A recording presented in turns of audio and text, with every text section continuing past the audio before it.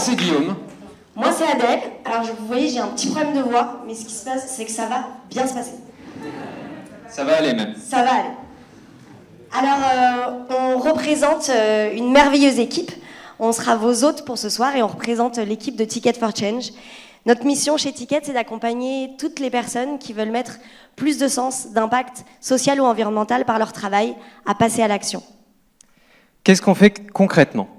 On crée et on anime des programmes de formation pour des entrepreneurs, des étudiants, des salariés en reconversion ou même des dirigeants d'entreprises classiques qui souhaitent changer les choses de l'intérieur.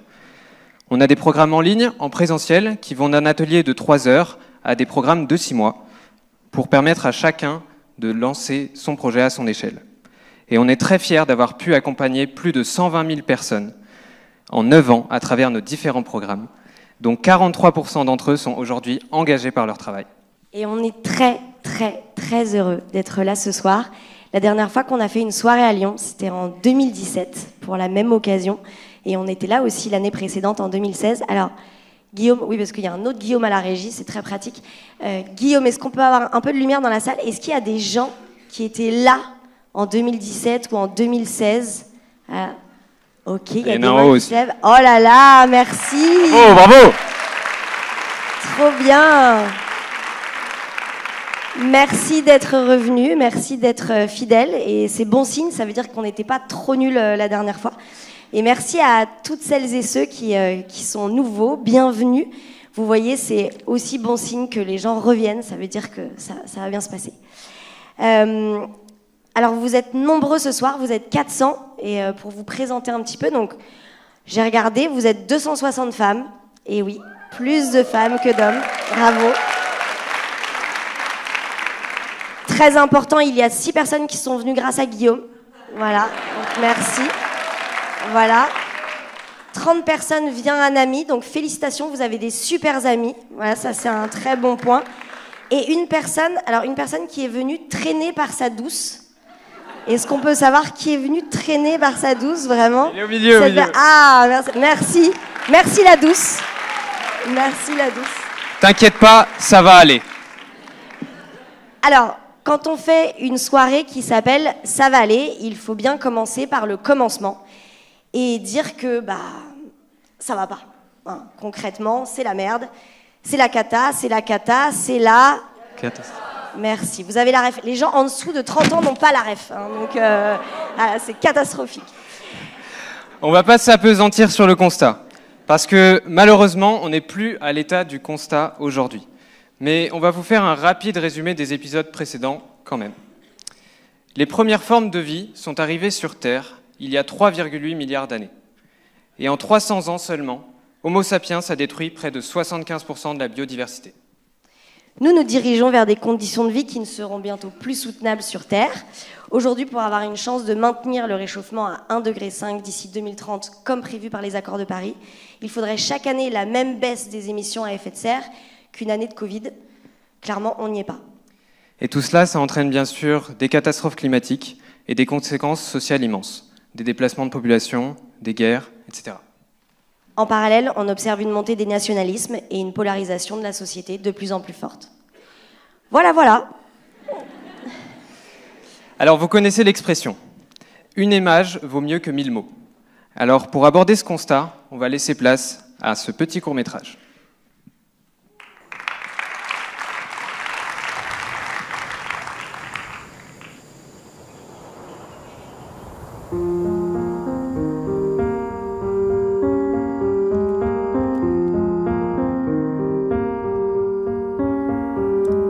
Je me suis souvent interrogée sur la personne que j'étais. Je me suis souvent détestée. Je m'en suis voulu. Je me suis trouvée nulle. J'ai eu des regrets. Je me suis trouvée stupide.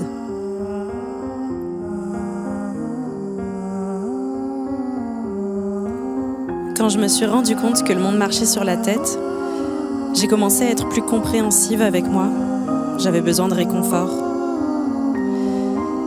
Et je me suis sentie plus seule aussi.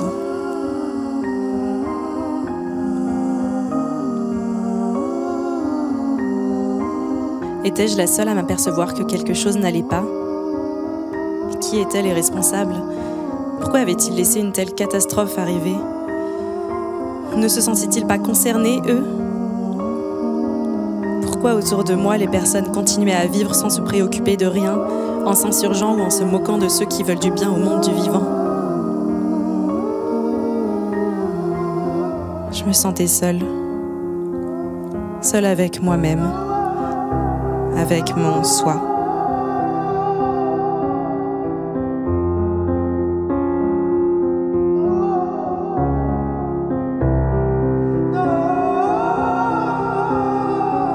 Il y a des fois où c'est difficile quoi d'encaisser tout ça. J'étais triste, révolté.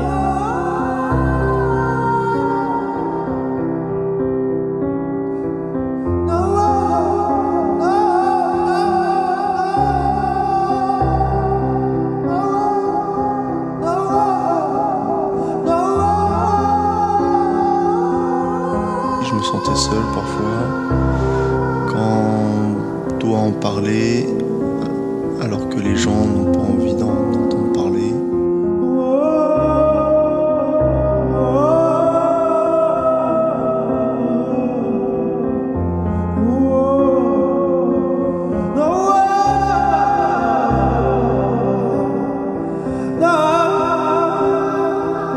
Je me sentais effectivement un peu seule et quand je commençais à parler de ça à mes proches, ils ne comprenaient pas trop. Moi j'étais paniqué.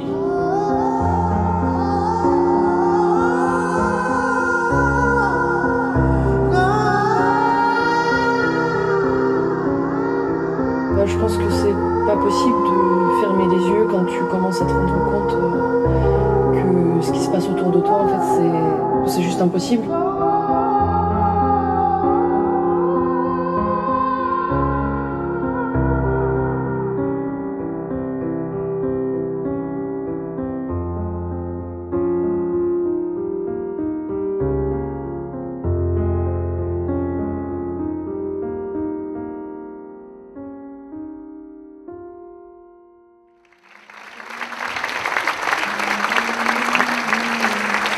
Merci beaucoup. Cette vidéo a été créée par le collectif There's a Way.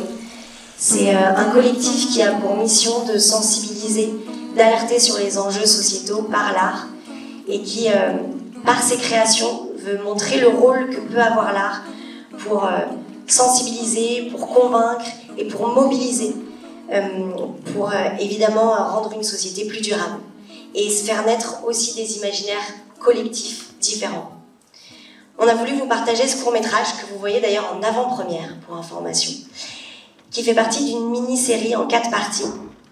Et cet enchaînement de courts-métrages retrace en fait le processus, le cheminement mental, émotionnel qu'une personne traverse quand elle prend conscience de la crise climatique actuelle et qui trouve, on le verra plus tard, la force de surmonter les émotions que cela lui provoque. Oui, parce que des émotions, on en a face à ces enjeux. Alors bizarrement, on a eu besoin de créer un mot pour exprimer ces émotions qui nous traversent face à toutes ces difficultés nouvelles. Ce mot, c'est l'éco-anxiété. Il sera tout nouveau dans le Petit Roubert ou le Larousse de 2024. Il se résume assez simplement. Il s'agit de l'anxiété provoquée par les menaces environnementales qui pèsent sur notre planète. Alors pourquoi on a eu envie de faire malgré tout une soirée qui s'appelle « Ça va aller Adèle ». Déjà, il faut remettre cette soirée dans son contexte. Elle se place dans le cadre d'un parcours de 6 mois, un parcours d'entrepreneur. Et depuis juin dernier, nous avons accueilli notre toute dernière promotion de 45 entrepreneurs qui ont tous des projets passionnants pour rendre notre société plus soutenable. Ils sont dans la salle ce soir, je vous propose de les applaudir parce que... Bravo, bravo! Ils sont là.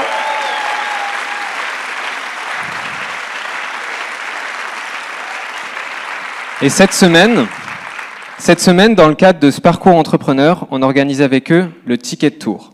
Ticket Tour, donc Tourbus, peut-être vous en avez vu à l'entrée en arrivant. C'est donc 7 jours, 3 étapes en France, plus d'une centaine de mentors et de pionniers inspirants qu'on mobilise, le tout dans des lieux forts de l'innovation sociale. Donc l'une des raisons pour organiser cette soirée, c'est celle-là. Profiter en fait de ce moment incroyable qu'on vit avec ces 45 entrepreneurs pour le partager avec le plus grand nombre et ce soir avec vous. Et il y en a bien d'autres, des raisons, évidemment. On a créé cette soirée parce qu'on a besoin de sortir de notre solitude face à cette éco-anxiété. On a fait cette soirée pour se rappeler qu'on n'est pas seul à vouloir bouger. Et c'est important de pas seulement le savoir mentalement, mais de le sentir dans nos corps, dans nos chairs, en étant présents tous ensemble ce soir dans cette salle. On a créé cette soirée parce qu'avec la montée des consciences vient malheureusement aussi la montée du climato-scepticisme. Aujourd'hui, on estime que 37% de la population serait devenue climato-sceptique. Face à cela, il faut plus que jamais marteler les constats et les informations. Il faut continuer à sensibiliser, à porter notre voix plus haut, plus loin, plus fort. Parce qu'on a aussi besoin de se rappeler ce en quoi l'on croit, ce qui nous fait vibrer, ce qui nous fait avancer. Oui, on a besoin de se partager les bonnes nouvelles, et heureusement, il y en a. Et toutes ces raisons sont des incroyables miroirs, des blocages contre l'éco-anxiété. Parce que le meilleur moyen de faire émerger de la joie, c'est d'agir, et venir à une soirée engagée, c'est une manière simple, concrète, on l'espère fun et collective d'agir. Voilà ce qui nous a donné envie de vous réunir ce soir. 400 personnes dans cette salle à Lyon. 400 personnes qui ont choisi de jouer un match autrement plus important que celui qui s'est joué un peu plus tôt sur un terrain de rugby. Désolée pour les fans de ballon ovale. Parce que le match que l'on joue aujourd'hui, c'est celui qui nous met face à notre plus grand adversaire, nous-mêmes. On sait bien que c'est ça qui se joue ici. La planète, au fond, elle va s'en sortir très bien sans nous. La partie, elle se joue entre l'humanité face à elle-même. Et ça fait peur, c'est sûr. Et vous vous dites peut-être déjà, mais qu'allais-je donc faire dans cette galère ? Finalement, le match contre les All Blacks, ça avait l'air plus simple. Mais on a quelqu'un justement qui a écrit de très belles choses sur la peur dans son livre Pour un soulèvement écologique. C'est Camille Hitchens, une activiste française que vous connaissez sûrement. Et on va vous lire un extrait ce soir. Et si pour sortir de l'impuissance, il fallait justement repenser la peur, lui laisser une place dans l'espace public, en faire un moteur, un début. Et si au lieu de se laisser divertir par de petites paniques morales, on s'attaquait enfin à la seule grande peur qui mérite notre attention. Déconstruire ces peurs factices, ces peurs de l'autre d'abord, qui nous divisent pour mieux régner. Pour moi, seule la peur partagée peut permettre une union. Une peur et une réponse collective à cette peur. La peur, c'est le contraire de l'apathie. C'est une étape vers l'acceptation et l'action. Ce texte, on a voulu vous le partager parce qu'en effet, il est primordial de se reconnecter à ses émotions pour faire face aux grands enjeux de société, à toutes nos émotions, même celles qui sont désagréables. Parce que contrairement à certains discours, ces émotions, et notamment la peur, ne sont pas aussi assez présentes aujourd'hui dans nos sociétés. C'est une amie qui me disait ça l'autre jour, elle me disait « Non mais la peur, ça marche pas, regarde, tout le monde a peur et personne ne se bouge. » J'y ai réfléchi et je me suis dit « Vraiment ? Est-ce que les gens ont peur ? Moi, je trouve pas. Autour de moi, ce que je vois, c'est que la peur, on la met sous le tapis, on la rejette ou on l'anesthésie en pensant à autre chose, en faisant une autre activité ou en achetant un autre produit. Si j'en parle à table, attention, je plombe l'ambiance. Alors vite, un autre sujet de conversation. Et la colère, n'en parlons pas. Très peu, trop peu de personnes sont en colère. Chez Ticket, nous partageons la même conviction que Camille, qu'en accueillant sa peur, voire même la colère, c'est le meilleur moyen d'agir. Et donc de créer de nouvelles émotions, agréables celles-ci, de joie, de reconnaissance, de plaisir, de connexion avec les autres. Cette peur, cette joie, cette colère, cette tristesse, ce plaisir, toutes ces émotions que nous nommons, au fond, est-ce qu'on sait vraiment de quoi on parle ? Alors, on a décidé d'aller chercher un spécialiste des émotions pour en apprendre plus sur ce qui se passe dans notre corps, dans nos têtes et dans nos cœurs. Il est psychologue, clinicien et auteur du livre « Éco-anxiété, mieux gérer ses émotions face au dérèglement climatique ». Je vous demande d'accueillir Yvan-Marc Juillard.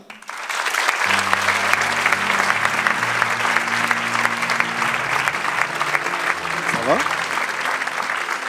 Bien. Waouh ! Ça va toujours ?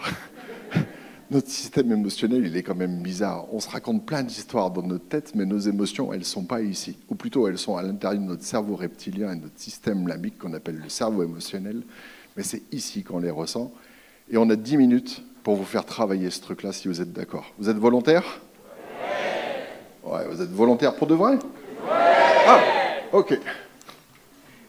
Ouais. Bon. Vous prenez à droite ou à gauche? Montrez-moi avec vos mains. Ouais. Bien, est-ce qu'il y en a qui prennent de ce côté-là? Bon, on a déjà fait la moitié du travail. Ouais, parce qu'on croit qu'on a le choix.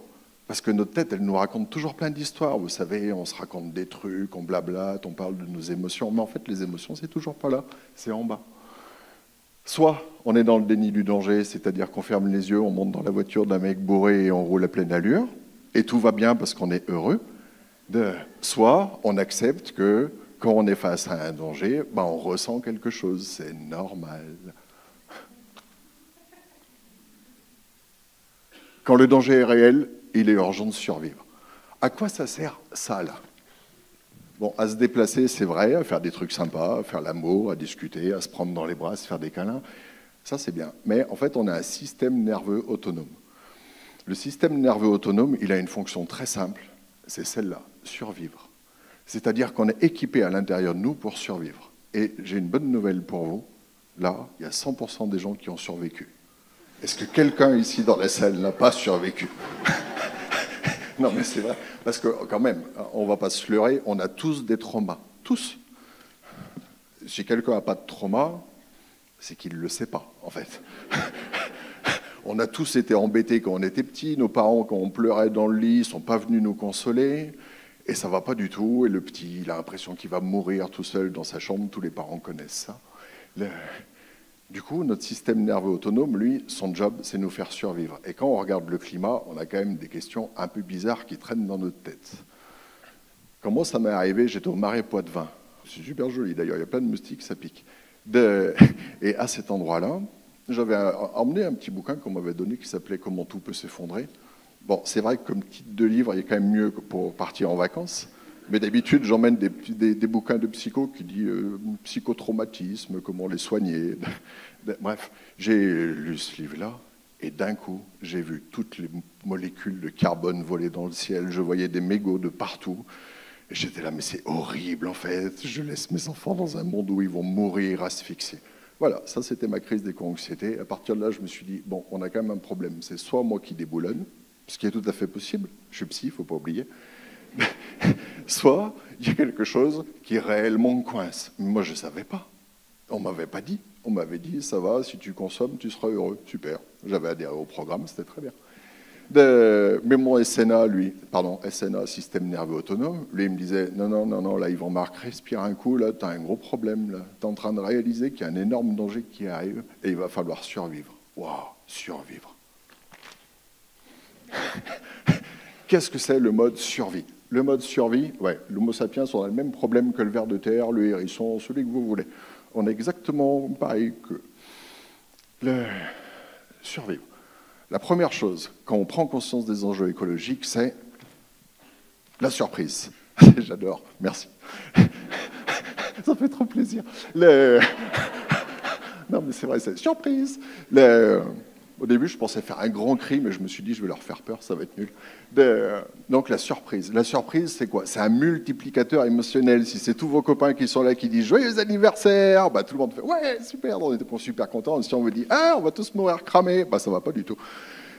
Parce qu'en fait, au moment où on a la surprise, ça multiplie l'émotion d'après. Donc moi, quand j'étais dans le Marais Poitevin, avec mon bouquin « Comment tout peut s'effondrer », excellent bouquin, soit dit en passant, bah, il est arrivé une deuxième émotion qui est la peur. Non.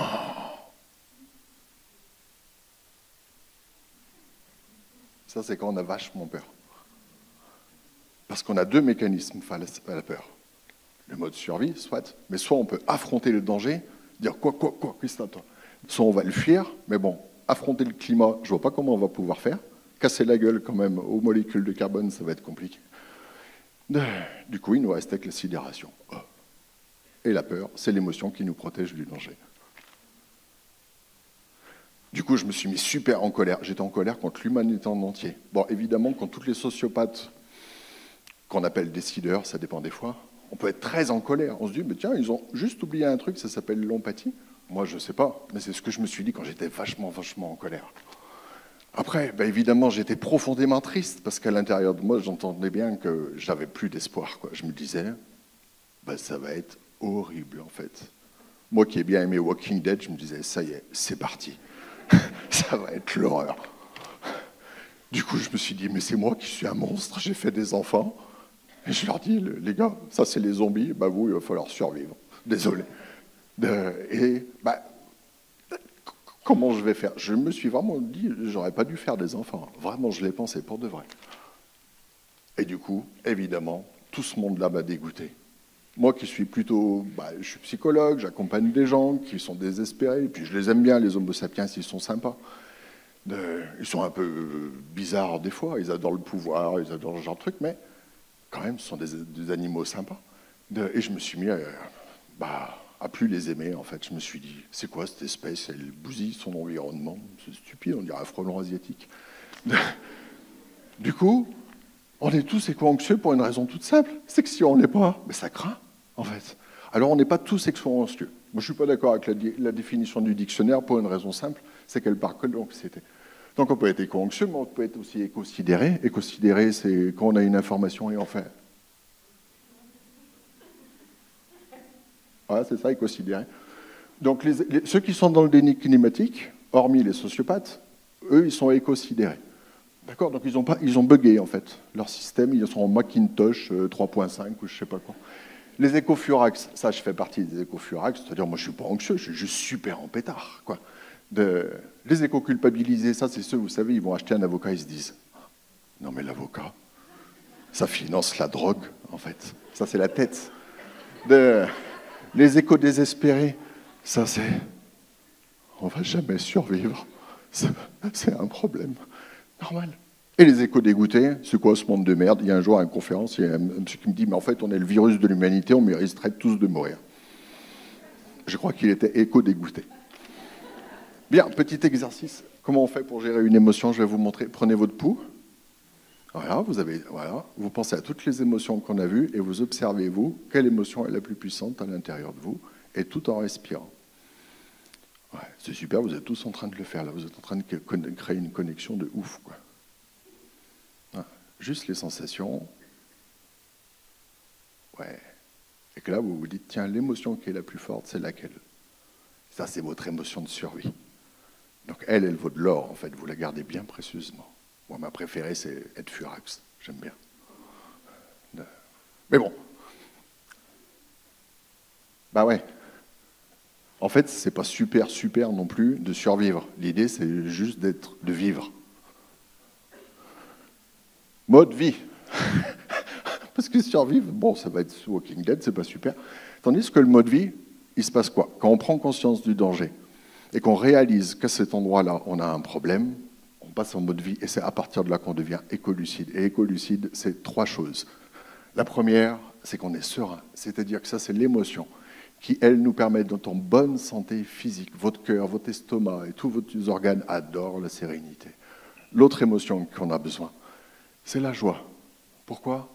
Parce que c'est notre mode optimal de fonctionnement. Et je crois que chez Ticket for Change, ils sont juste super forts pour avoir de la joie, ils sont géniaux. Mais être en lien, ça veut dire quoi? Ça veut dire, et on va faire l'expérience de ce qu'est être en lien. Vous pouvez éclairer la salle, vous croyez? Ouais, cool. Vous prenez votre pouls, vous vous connectez. Voilà, super. Vous vous connectez à vos sensations. Ouais, vous fermez les yeux 2 secondes. Voilà. Et à 5 secondes, vous allez ouvrir les yeux et vous allez regarder des gens que vous ne connaissez pas. Vous allez créer une connexion entre vous. Voilà. Il se peut que vous ayez super peur, mais c'est normal. Il se peut que vous soyez super gêné et c'est normal. Et en fait, on a de l'espoir quand on est en lien. Si on n'a pas d'espoir, si on n'a pas de lien, on ne peut pas être dans l'espoir. Et maintenant, vous ouvrez les yeux et vous vous regardez. Vous vous retournez et vous regardez 3, 4, 5 secondes dans les yeux. Ouais. Alors, c'est parce qu'il y a des gens comme ça, et comme vous ce soir, qu'en fait, moi, ça me permet d'avoir de l'espoir. Donc, plus vous êtes anxieux, plus vous êtes en colère, plus vous me rassurez. Et en ça, je vous en remercie beaucoup. Merci.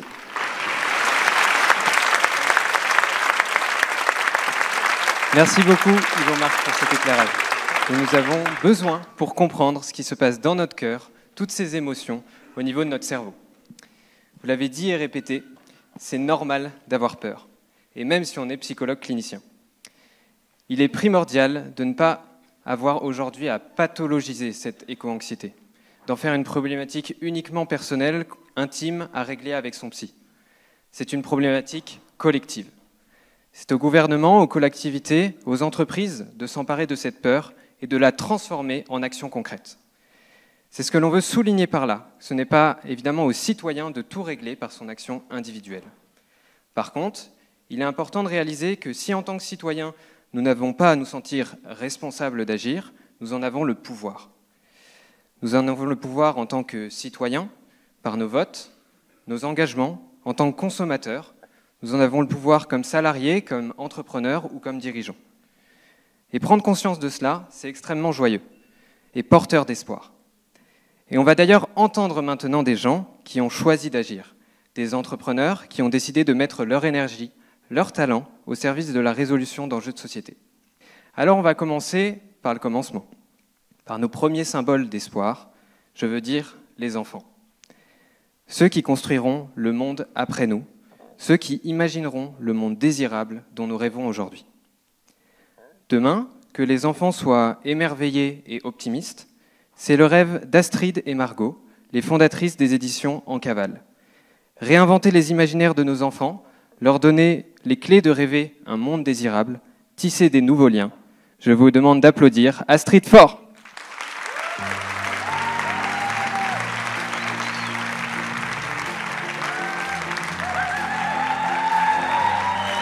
Bonsoir, je suis un peu émue d'être là. C'est la première fois que je prends la parole devant autant de monde, mais ça va aller. Moi, on m'a invitée ce soir parce que j'ai peut-être des choses à vous dire sur ma vision de l'optimisme. Donc, en fait, je pense que j'ai un terrain fertile pour être plutôt optimiste de nature. C'est une chance. Et ça se traduit par le fait que dans ma vie, j'éprouve quand même pas mal de gratitude, j'ai foi en les événements qui vont arriver, dans les hommes et les femmes que je rencontre, etc.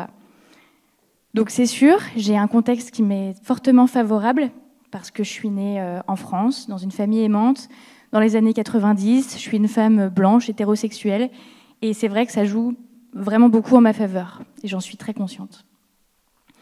Mais je suis ici pour une bonne raison, et je vais vous expliquer pourquoi. Quand j'étais petite, je disais souvent à ma mère, mon frère est là dans la salle ce soir, il pourra témoigner, que je voulais vivre au pays des Schtroumpfs quand je serais grande. Le pays des Schtroumpfs, pour moi, c'était l'évasion, c'était me mettre à l'abri. C'était le pays sans argent, le pays fait de trocs, de gags, de calembours. Et ça me rassurait vachement parce qu'en fait, je pense que le monde des adultes, le monde des grands, ça me faisait super peur. Et puis en grandissant, je me suis dit que vivre au pays des Schtroumpfs, c'était quand même se mettre trop à l'abri. En fait, c'était un peu s'isoler. Et s'isoler, c'est pas cool, c'est pas la vraie vie. Donc je me suis dit que finalement, j'avais plutôt envie de trouver un métier qui me fasse presque combattre, observer, défendre. Je voulais peut-être être journaliste. Et puis sinon, je voulais être espionne pour déjouer les plans les plus machiavéliques des plus grands méchants de ce monde, en toute naïveté. Et aujourd'hui, finalement, j'ai réussi à mélanger un petit peu tout ça. Je me suis construit un métier où, quelque part, je défends, je combats à ma manière. Je fais de l'espionnage, je vous dirai un petit peu après. Et puis, je vis dans un monde un petit peu merveilleux, à la manière des Schtroumpfs, en tout cas un monde un petit peu préservé et plein de poésie. Le problème, dans le monde dans lequel on vit, c'est que je trouve que c'est difficile, en fait, de rester optimiste. On a beau avoir un fond d'optimisme, ça se cultive. Et je pense qu'on est tous un petit peu anxieux, à cause, notamment, de tout ce qu'on voit sur les écrans, les quantités de trucs horribles qu'on voit beaucoup sur les écrans. La rapidité de l'information, du divertissement, enfin toute la vitesse qu'on voit à travers les écrans, je pense que ça contribue à nourrir un sentiment d'anxiété. L'INSERM a balancé des chiffres récemment, des chiffres un peu flippants. Un enfant de 2 ans passe en moyenne 1 heure par jour devant un écran, déjà. Un enfant de 5 ans, presque 2 heures. Un enfant de 8 ans, 4 heures. Je vous passe les chiffres quand on grandit parce que ça fait que augmenter. En fait, le plus gros problème, c'est l'omniprésence des écrans au regard du danger qu'ils représentent. C'est catastrophique, vraiment. Alors attention, je diabolise pas les écrans. Au contraire, je pense qu'ils peuvent être un vecteur génial d'apprentissage, de découverte, même de sociabilisation, pourquoi pas. Le problème, c'est la manière dont on consomme les écrans et ce qu'on consomme sur les écrans, les contenus non adaptés, et je parle surtout des enfants. Sur le site drogue.gouv.fr, donc c'est au rayon drogue, hein, clairement, il y a la liste de tout ce que les écrans font sur les cerveaux de nos enfants. Par exemple, des choses affreuses sur le développement du cerveau et de l'apprentissage des compétences fondamentales, comme le langage ou le développement cognitif. Mais aussi les capacités d'attention et de concentration, le bien-être et l'équilibre, le comportement, la santé. Bref, c'est moche. Et du coup, ma mission, qui est devenue mon projet professionnel, c'est de faire en sorte de reprendre le temps, le pouvoir sur son temps d'écran. Et je pense particulièrement aux enfants, parce que les enfants, c'est les adultes de demain, et ils représentent l'espoir.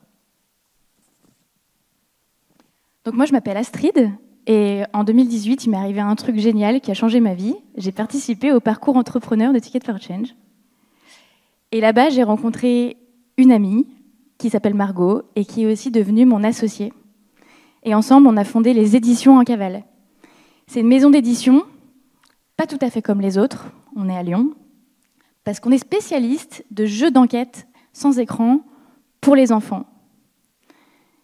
Notre moteur, c'est de réveiller, connecter les enfants à eux-mêmes, aux autres et au monde qui les entoure, avec des jeux tellement cool qu'ils en oublient, qu'ils en lâchent leurs activités numériques, leurs tablettes, etc. Et j'ai l'impression que ça marche. C'est pas nous qui le disons, c'est les 60 000 familles en cavale qui nous le disent. Concrètement, en 5 ans d'entrepreneuriat, on a créé, imaginé, illustré, écrit, fabriqué, diffusé, vendu un catalogue d'enquêtes merveilleuses qui prennent vie dans le cadre de l'Académie des enfants espions. Quand on devient un enquêteur de l'Académie des enfants espions, on a un nom d'agent, c'est top secret. On mène l'enquête, on a du matériel à manipuler, on envoie du courrier par la poste, on décode des messages secrets, on appelle un numéro téléphonique top secret, etc., etc. Les adultes croient que c'est un jeu, ils se trompent complètement. On est une entreprise engagée et responsable dans la manière dont on produit nos jeux, et on travaille dur à notre mesure d'impact, en profondeur, parce que c'est super important pour nous. Et pour mesurer notre impact, on a des choses très concrètes qui nous arrivent tous les jours entre les mains, qui sont les retours de nos bénéficiaires, de nos clients. Et j'ai envie de vous en partager un petit peu ce soir. Alors pour commencer, je vous présente Francis, c'est le facteur. Et tous les jours, Francis, il nous apporte au bureau en cavale des tonnes de courriers des enfants. On va en lire quelques-uns. C'est trop bien et c'est mieux que Netflix. Et c'est mieux que tout. J'adore. Je m'appelle Elena. Je ne ferai pas les voix, mais c'est très tentant. J'adore car j'ai l'impression de me transformer grâce à l'histoire. Merci, le bureau en cavale. Oui, avant de vous voir, j'étais beaucoup sur les écrans et depuis, je passe ma journée à faire les missions. J'adore cette aventure, même si je ne suis que dans ma chambre. J'ai l'impression de suivre l'agent Astro dans le parc. Merci beaucoup, signé agent Zygoptère. Ça, c'est le courrier des enfants.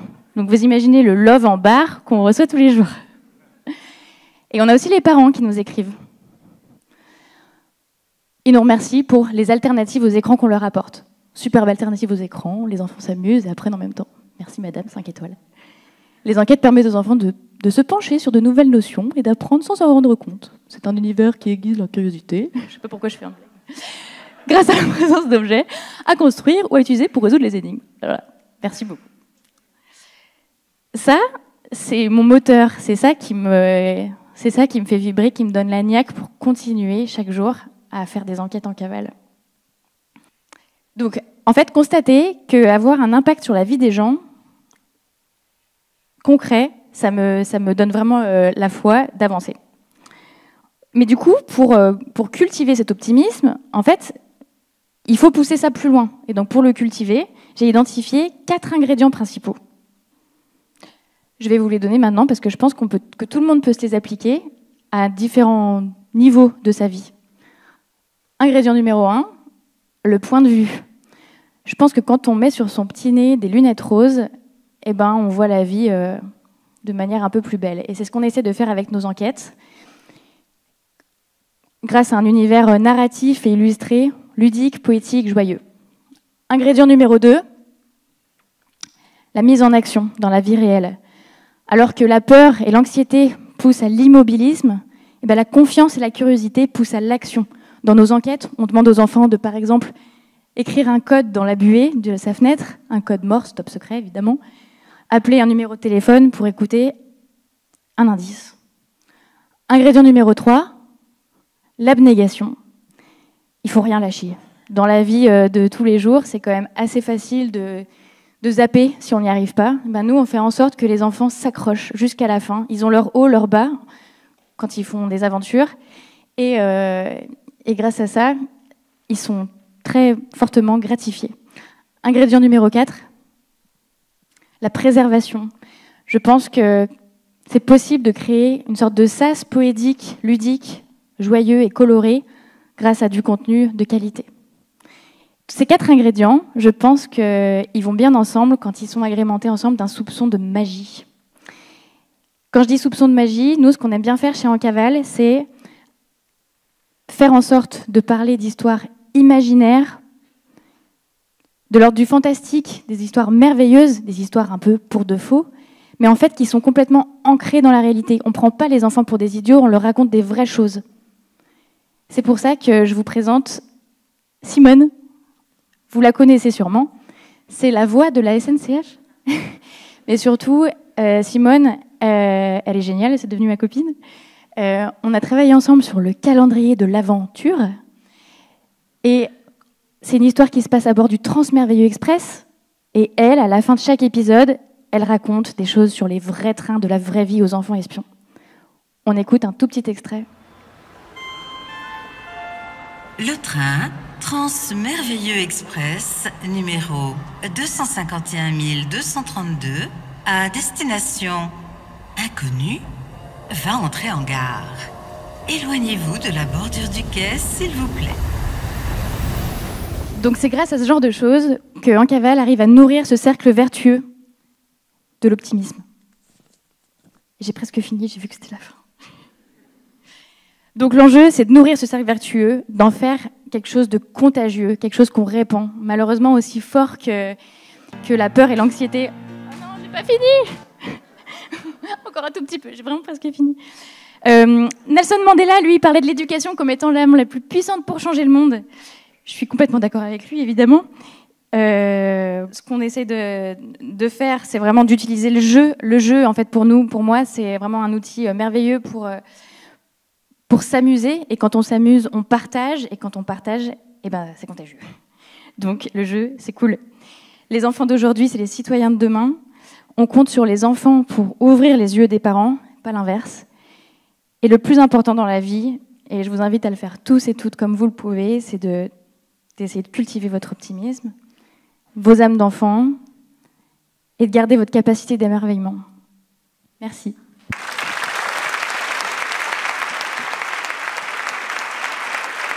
Merci Astrid.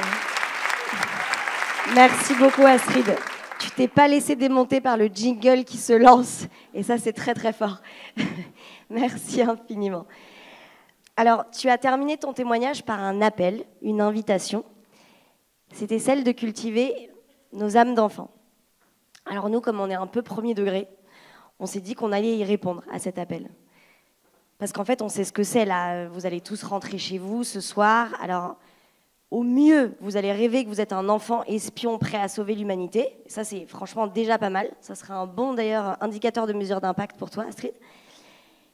Mais nous, on a envie d'aller un petit peu plus loin et on a envie de l'invoquer ici, maintenant, tout de suite, cette âme d'enfant. Et pour cela, on a fait appel à un artiste fantastique. Je vous demande d'accueillir Pat.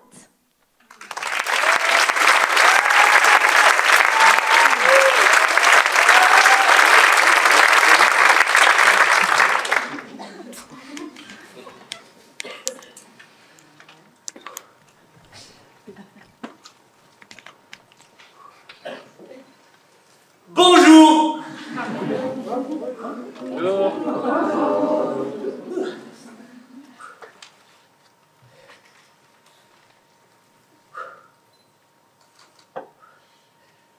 Je suis optimiste.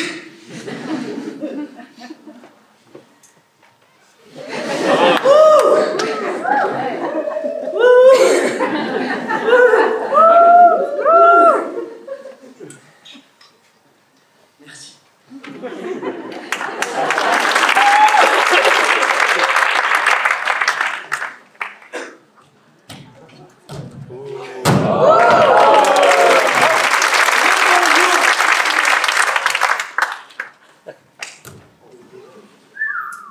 Je suis optimiste. Un optimiste réaliste. Ça veut dire que ce que moi je veux, c'est du concret, quoi. Tu vois, en ce moment, j'ai une passion. C'est les nouveaux imaginaires.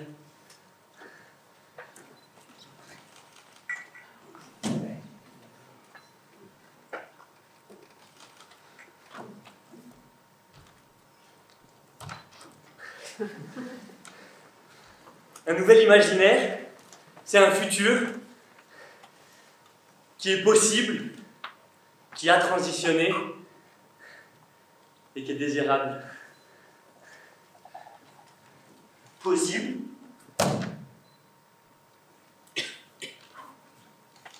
transitionné.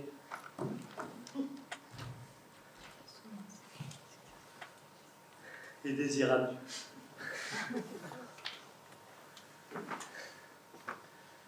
Tu vois, moi je me demande ce que je ferai en 2050. Ce que je ferai en me levant le matin. Ce que je ferai comme activité.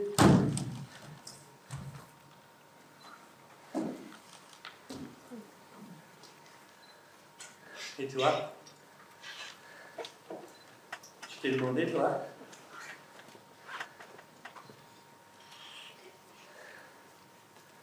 En fait, c'est pas vrai. C'est pas vrai que je suis optimiste. Je choisis d'être optimiste. Je choisis d'être optimiste parce que sinon,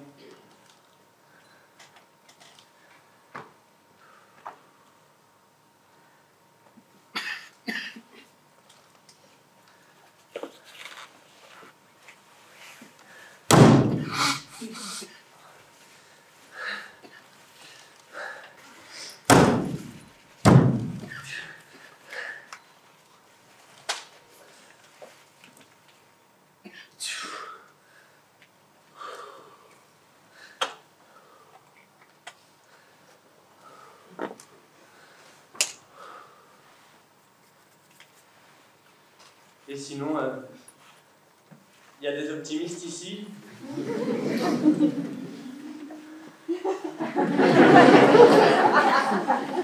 Y a des optimistes ici? Ok, super. Bon bah, on va dire que c'était honnête, ça m'arrange pour la suite. Je vais vous proposer, ensemble, on va créer un nouvel imaginaire, enfin vous allez créer un nouvel imaginaire. Donc on va se dire 2050, comme ça on est à peu près tous au même endroit, Voilà, c'est assez loin, pas trop. Et en plus, une bonne partie des gens seront encore là en 2050. Pardon. Donc 2050, nouvel imaginaire, donc possible, qui a transitionné désirable. À vous. Des déserts avec de la verdure. De quoi? Des déserts transformés en verre. Des déserts transformés en verre, ouais. Ah, j'adore. Ouais. Ok, quoi d'autre? Les gens se parlent. Les gens se parlent, oh là là, ça c'est de l'optimisme. Hein. Vraiment. Alors, oui, les gens se parlent, du coup, qu'est-ce que tu veux dire? Naturellement. Naturellement, genre matin, midi et soir. Y compris avec un inconnu. Y compris avec un inconnu. Genre, tu marches dans la rue et tu parles à tous les gens que tu croises. Ouais, ok, super, ouais. Continuons, oui, quoi d'autre? Il y a de la joie au quotidien. Il y a de la joie au quotidien, oui, pareil. Qu'est-ce que ça veut dire? Je kiffe tous les jours, ok. Super. On va passer un autre moment de qu'est-ce que tu fais quand tu kiffes pas. On le laisse de côté, oui. La démocratie fonctionne. La démocratie fonctionne. Oui, super. Alors, on va faire un petit vote à main levée comme ça. Qui est pour? Levez la main. Qui est contre? Levez la main. Il y en a au moins 2-3 qui s'abstiennent. Hein. Ouais. Ok, donc la démocratie fonctionne. Oui, donc ça veut dire. Ça veut dire qu'on est bien représenté. On est bien représenté, oui. Ok, donc représenté par qui? Pardon, j'ai pas entendu. Et la survie du futur est prise en compte. La survie du futur est prise en compte, ok. Super, bah allez-y, quoi d'autre? On commence à avoir un petit monde un peu goûtu, hein, vous semblez. On s'occupe plus de nous et qu'on apprenne mieux à se connaître. De quoi? Qu'on s'occupe plus de nous et ouais. qu'on apprenne mieux à se connaître. De soi-même. C'est ça. Ça me paraît super. Alors, vas-y, développe un peu, genre, tu te connais plus comment du coup? Intérieurement, sur la voie à suivre, ce qu'on a vraiment envie de faire, ce qu'on a envie de donner. Ok, ouais, vas-y, du coup, genre, je sais pas, des périodes de questionnement, des ateliers, des trucs un peu comme ce soir. Un mélange de tout ça, pourquoi pas? C'est quoi? Ouais, un mélange de tout ça. Un mélange de tout ça, ok, ouais, super. Ouais, bah, pour poser plus la question de où on veut aller. Quoi d'autre? Plus de gens. Plus de gens?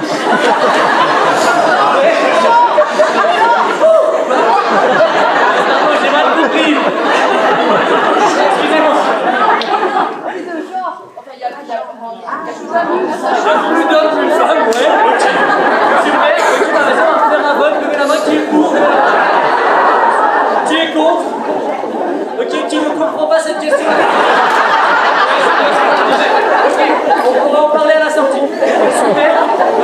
Voilà, on commence à avoir vraiment quelque chose dans notre culture. Moi, je suis assez content de ce monde. Voilà, là, qui commence à avoir de la joie et tout, plus de genre, c'est génial. Voilà. Juste un petit problème depuis tout à l'heure, c'est que vous faites vraiment un beau collectif. Vous l'avez pas dit, mais vous êtes un beau collectif. Moi, je suis un peu tout seul. Donc, j'aimerais, si possible, pouvoir finir avec vous. Comme ça, on peut au moins finir en regardant dans la même direction. Ça vous irait? Ouais, ok, super. Je vois, il y a une place de libre juste là. Moi, j'ai du bol parce qu'il n'y en avait pas beaucoup. Tiens, pardon. Merci. Merci, super. Non, mais me regardez pas. Non, on regarde juste devant, sinon ça marche pas. Non, regarde devant et on continue. Allez-y.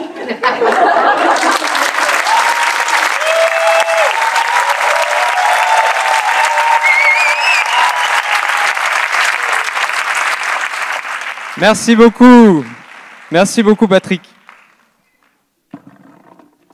Ce sera moins encombrant comme ça. Merci de nous avoir fait réveiller nos enfants intérieurs, de nous apprendre à être plus optimistes. Maintenant, je vous propose qu'on rentre un peu plus au cœur d'un enjeu de société actuel pour qu'on aille dénicher un peu des graines d'espoir qui s'y cachent. Nous allons faire un focus sur le monde de la mode, de l'industrie du vêtement, qui est aujourd'hui une des plus polluantes du monde, avec 10% des émissions de carbone. Le constat très rapidement pour qu'on soit tous alignés. La mode, c'est 4 milliards de tonnes de CO2 par an. Ça veut dire plus que le transport aérien et maritime réunis. C'est toute la chaîne de production qu'il faudrait revoir. Celle-ci devrait diviser sa consommation d'énergie par 3 d'ici 2050 pour respecter les accords de Paris. Au-delà de la pollution, l'énorme problème, c'est ce que l'on consomme et que l'on jette trop de vêtements. En France, en moyenne, une personne achète 60% de vêtements en plus qu'il y a 15 ans et les conserve moitié moins longtemps. On jette aujourd'hui l'équivalent d'une benne de camions par seconde remplie de vêtements. Alors, notre prochain intervenant a décidé de s'attaquer à ce problème. Vous l'avez sans doute déjà aperçu, avec son t-shirt rouge, sur des photos ou dans des interviews, ou même parfois dans la rue ici à Lyon. Il réinvente l'industrie textile française. Chaque jour en France, ces vêtements sont teints, tissés, cousus, coupés sur le territoire français pour créer de l'emploi local, réindustrialiser le pays et lutter contre les émissions carbone de ce secteur. Moi, j'espère qu'il y en aura 1000 des entrepreneurs comme lui en 2050, ou même 1083. Je vous demande d'accueillir Thomas Hurier.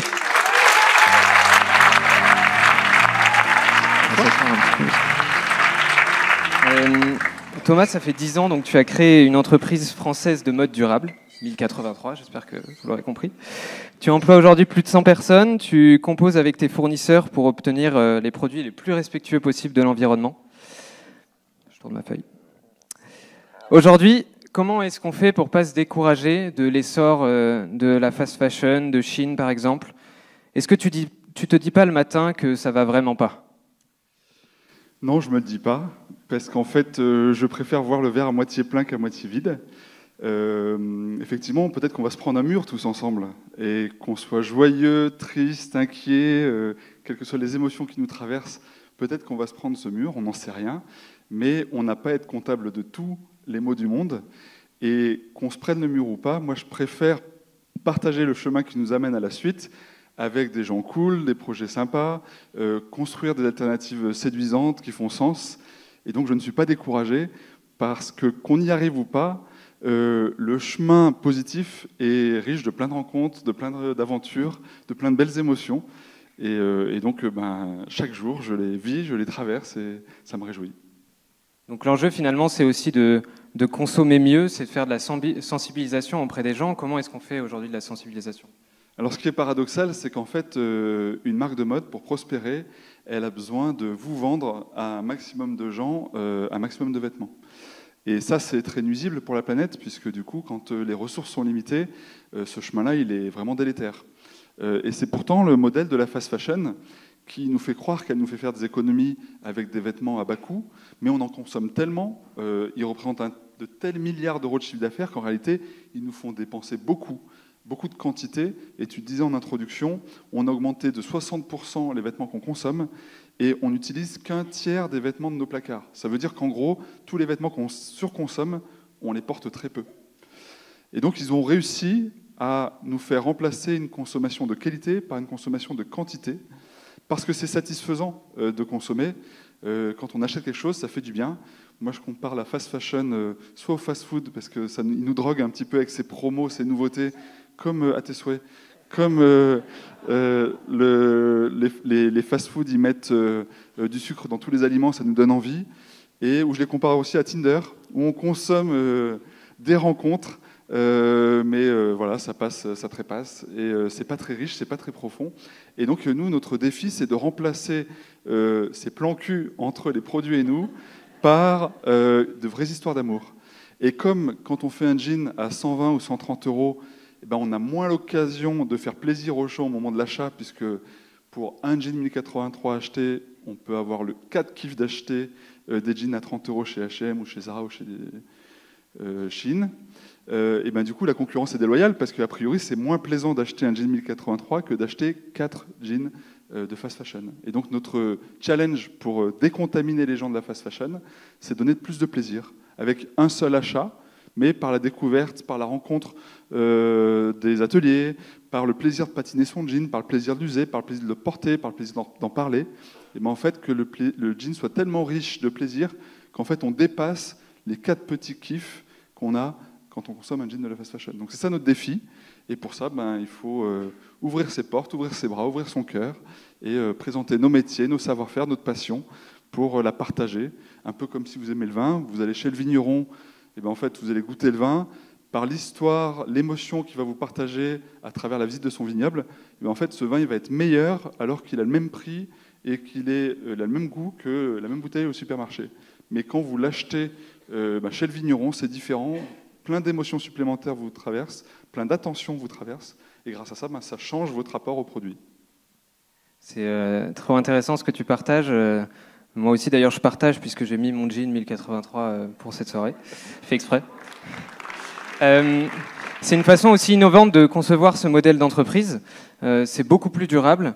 Rapidement, si on revient donc aux objectifs de réduction qui ont été fixés pour l'industrie textile, au niveau des émissions carbone notamment, est-ce qu'ils sont aujourd'hui réalistes et atteignables? Alors, on en est loin collectivement, mais on sait le faire. L'Europe nous encourage à réduire de 55% notre empreinte carbone d'ici 2030. Et au rythme où on surconsomme, c'est compliqué. Mais déjà, si on divise par 2 notre consommation, on divise par 2 notre impact carbone. Donc ça va assez vite finalement, il suffit d'être raisonnable. Et ensuite, quand on s'intéresse aux marques éthiques et aux marques locales, on s'aperçoit que les effets sur la planète sont hyper spectaculaires. Ça fait 10 ans qu'on a créé 1083. Un jean normal, ça consomme à peu près 3200 litres d'eau et 32 kg carbone pour un jean que vous achetez n'importe où, le jean moyen que vous achetez en France. Un jean 1083 depuis 10 ans, il divise par 3 l'impact carbone, on est à peu près à 12 kg au lieu de 32, et il divise par 6 la consommation d'eau, on a 450 litres au lieu de 3200. Donc en fait, rien qu'en choisissant, en découvrant des marques locales, on dépasse largement les objectifs environnementaux. Tout l'enjeu, c'est qu'on soit de plus en plus nombreux à vouloir consommer mieux et moins. Et c'est ça un peu notre paradoxe à nous, c'est un peu contre-intuitif, mais c'est pourtant très logique.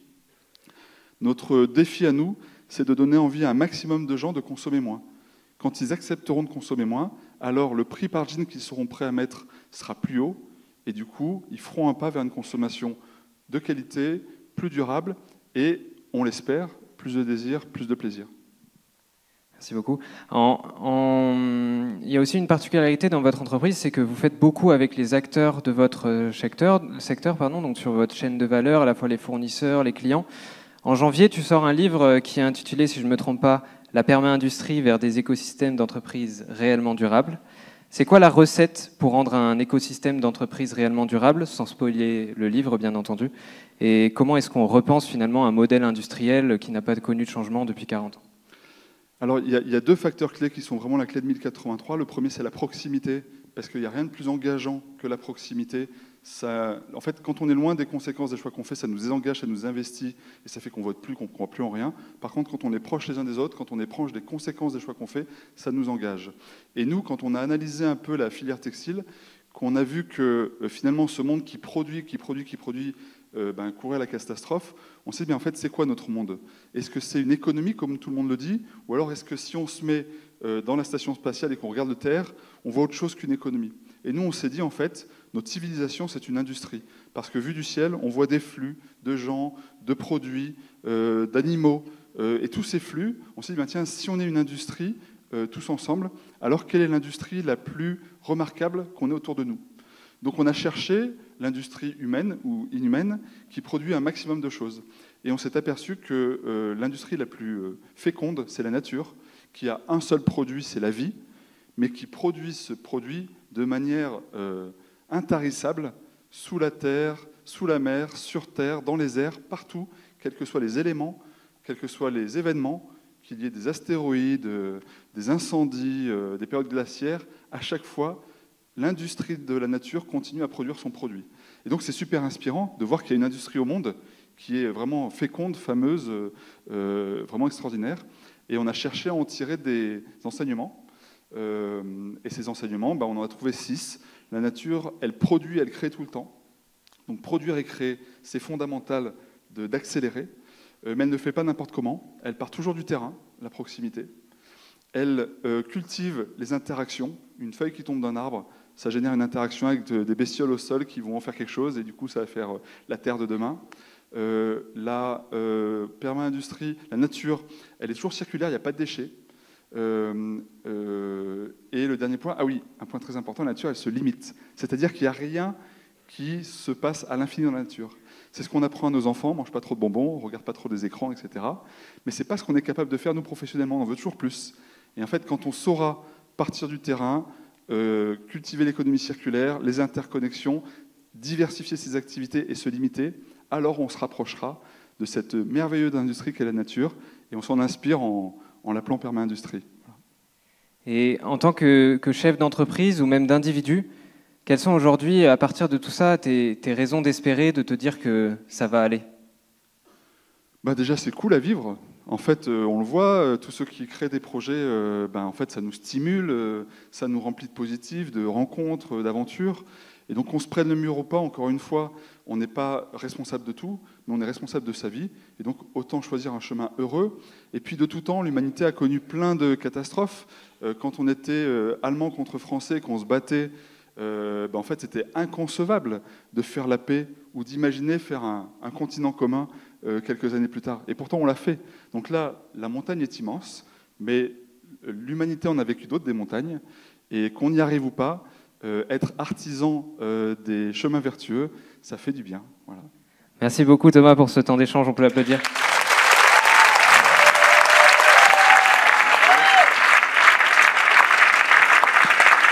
Merci beaucoup d'insister sur le faire ensemble.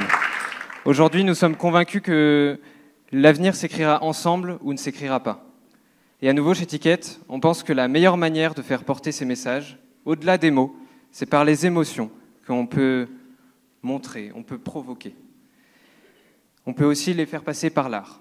Alors on vous invite de vous laisser à nouveau porter par ce sentiment et regarder cette vidéo de force collective du collectif There's a Way.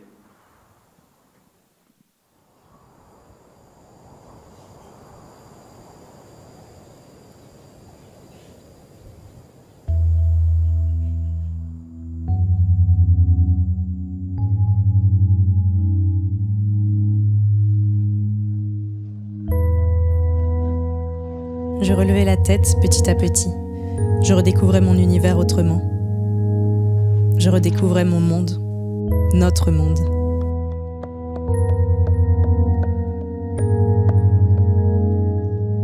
On est de plus en plus nombreux et nombreuses à rêver d'une autre société plus juste et harmonieuse.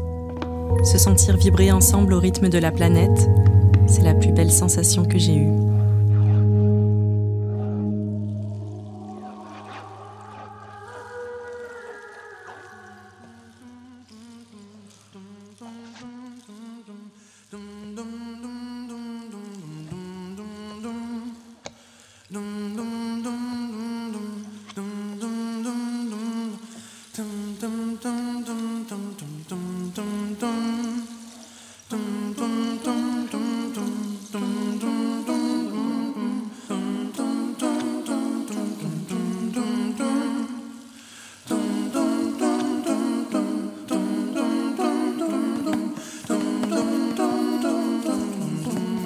Un jardin que je connaissais par cœur depuis ma tendre enfance, et ben, ça y est, j'ai l'impression qu'il avait changé, quoi. En fait, non, c'est mon regard qui a changé.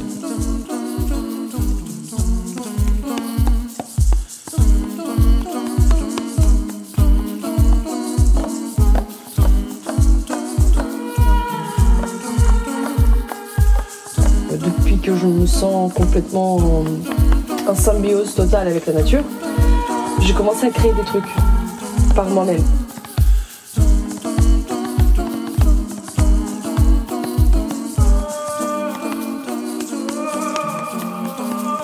Finalement, le fait de m'activer, c'était rassurant, en fait, ça donne du courage.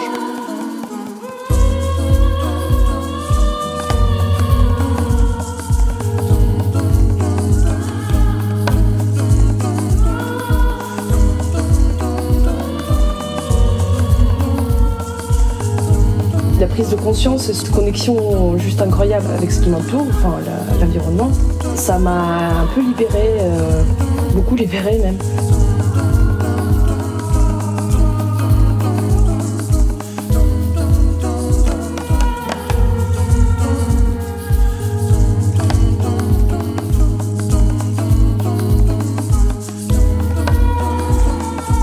Une espèce d'énergie qui fait partie d'une grande forêt, entre guillemets. C'est comme ça que je me vois maintenant.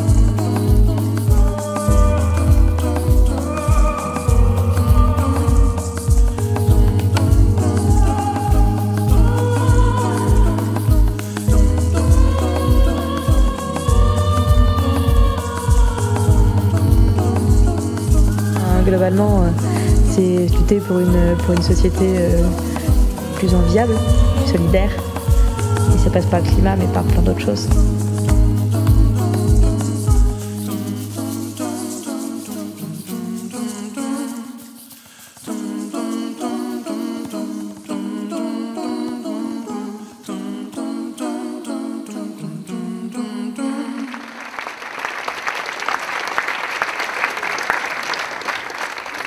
Et maintenant, on vous demande d'accueillir Angélique et Tiffaine.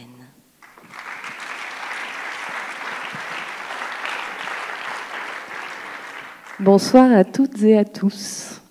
Alors, je ne vous cache pas que vous êtes tous un petit peu impressionnants et que d'ordinaire, à cette heure-là, moi, je suis plutôt en mode maman à raconter une histoire.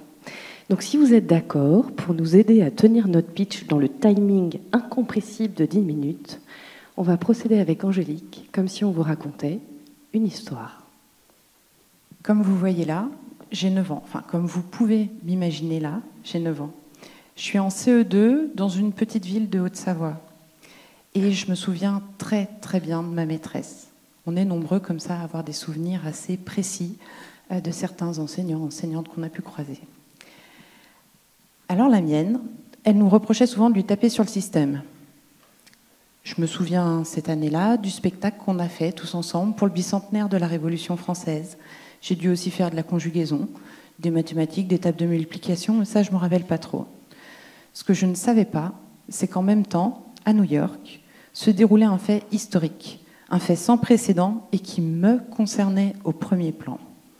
Nous sommes en 1989 et les responsables politiques de 196 États s'engagent collectivement et unanimement à l'Assemblée générale des Nations unies à construire un monde digne des enfants. Entendez bien, c'est absolument inédit. La Convention internationale des droits de l'enfant, c'est le traité relatif aux droits humains le plus largement ratifié de l'histoire de l'humanité. Elle définit l'objectif général de l'éducation et alerte sur les approches pédagogiques qui incitent à la rivalité. Une forme de jouet collectif pour construire l'avenir de notre société, à l'échelle mondiale et avec comme équipe type 196 dirigeants de pays au service des jeunes générations. On va voir ensemble que coopérer ne relève pas que de l'intention et que nous sommes encore un peu loin d'avoir transformé l'essai. 34 ans plus tard, 2023, et même en France, on n'y est pas tout à fait. Dans certains quartiers politiques de la ville, on a encore 40 à 50% des jeunes moins de 25 ans qui sont en situation de pauvreté. Mon engagement professionnel est en résonance avec ces deux faits. J'ai été assistante sociale en protection de l'enfance. On nous appelait à l'époque les pompiers du social. Je crois que c'est encore un peu le cas. On fait ce qu'on peut, on fait de notre mieux. Et puis progressivement, je passe du palliatif au transformatif, des dispositifs administratifs contraints à l'émergence de coalitions territoriales où les acteurs se relient et s'allient pour agir sur le système. On s'appuie sur les forces et sur les leviers de motivation des jeunes pour les aider à dépasser leurs difficultés. On construit avec l'ensemble de la communauté éducative des parcours de réussite sur mesure. Ashoka, un réseau d'entrepreneuriat social, identifie notre projet et me propose de participer à la sélection des innovateurs dans le champ de l'éducation. Je finis par quitter un peu la fonction publique, mais je reste à Lyon pour entreprendre, de rassembler des volontés, des énergies pour ensemble changer la donne avec les politiques publiques. Il s'agit de penser l'éducation comme une expérience qui permet d'apprendre pour comprendre le monde dans lequel on vit et pour pouvoir agir et construire la société dont nous rêvons. De mon côté, c'est changement d'ambiance. Pour ma part, j'ai travaillé près de 10 ans pour des multinationales dans le secteur de l'industrie et pas l'industrie de la nature. Et pour en rajouter une couche, en plus, j'étais DRH. Bon. J'aime bien me rappeler quand même que j'ai choisi cette voie parce que quand j'étais en école de commerce, c'est pas tant les différentes matières qui m'intéressaient, mais c'était les gens qui constituaient les différents départements qui structurent une organisation. Et même au-delà des gens, ce qui m'intéressait, c'était l'évolution de leurs compétences, l'articulation de leurs contributions respectives, comment elles pouvaient contribuer au développement d'une structure, mais plus largement d'une organisation ou d'un système. Alors pendant des années, les plans de réorg et plans sociaux étaient des enjeux récurrents de mon quotidien. Et c'est si difficile pour un adulte de se retrouver dans ce genre de situation. Comme pour tout changement, il y a d'abord la phase de sidération, et puis la colère. Mais ce que j'ai constaté, c'est que finalement, dans ces contextes-là, elle a du mal à être dépassée, la colère.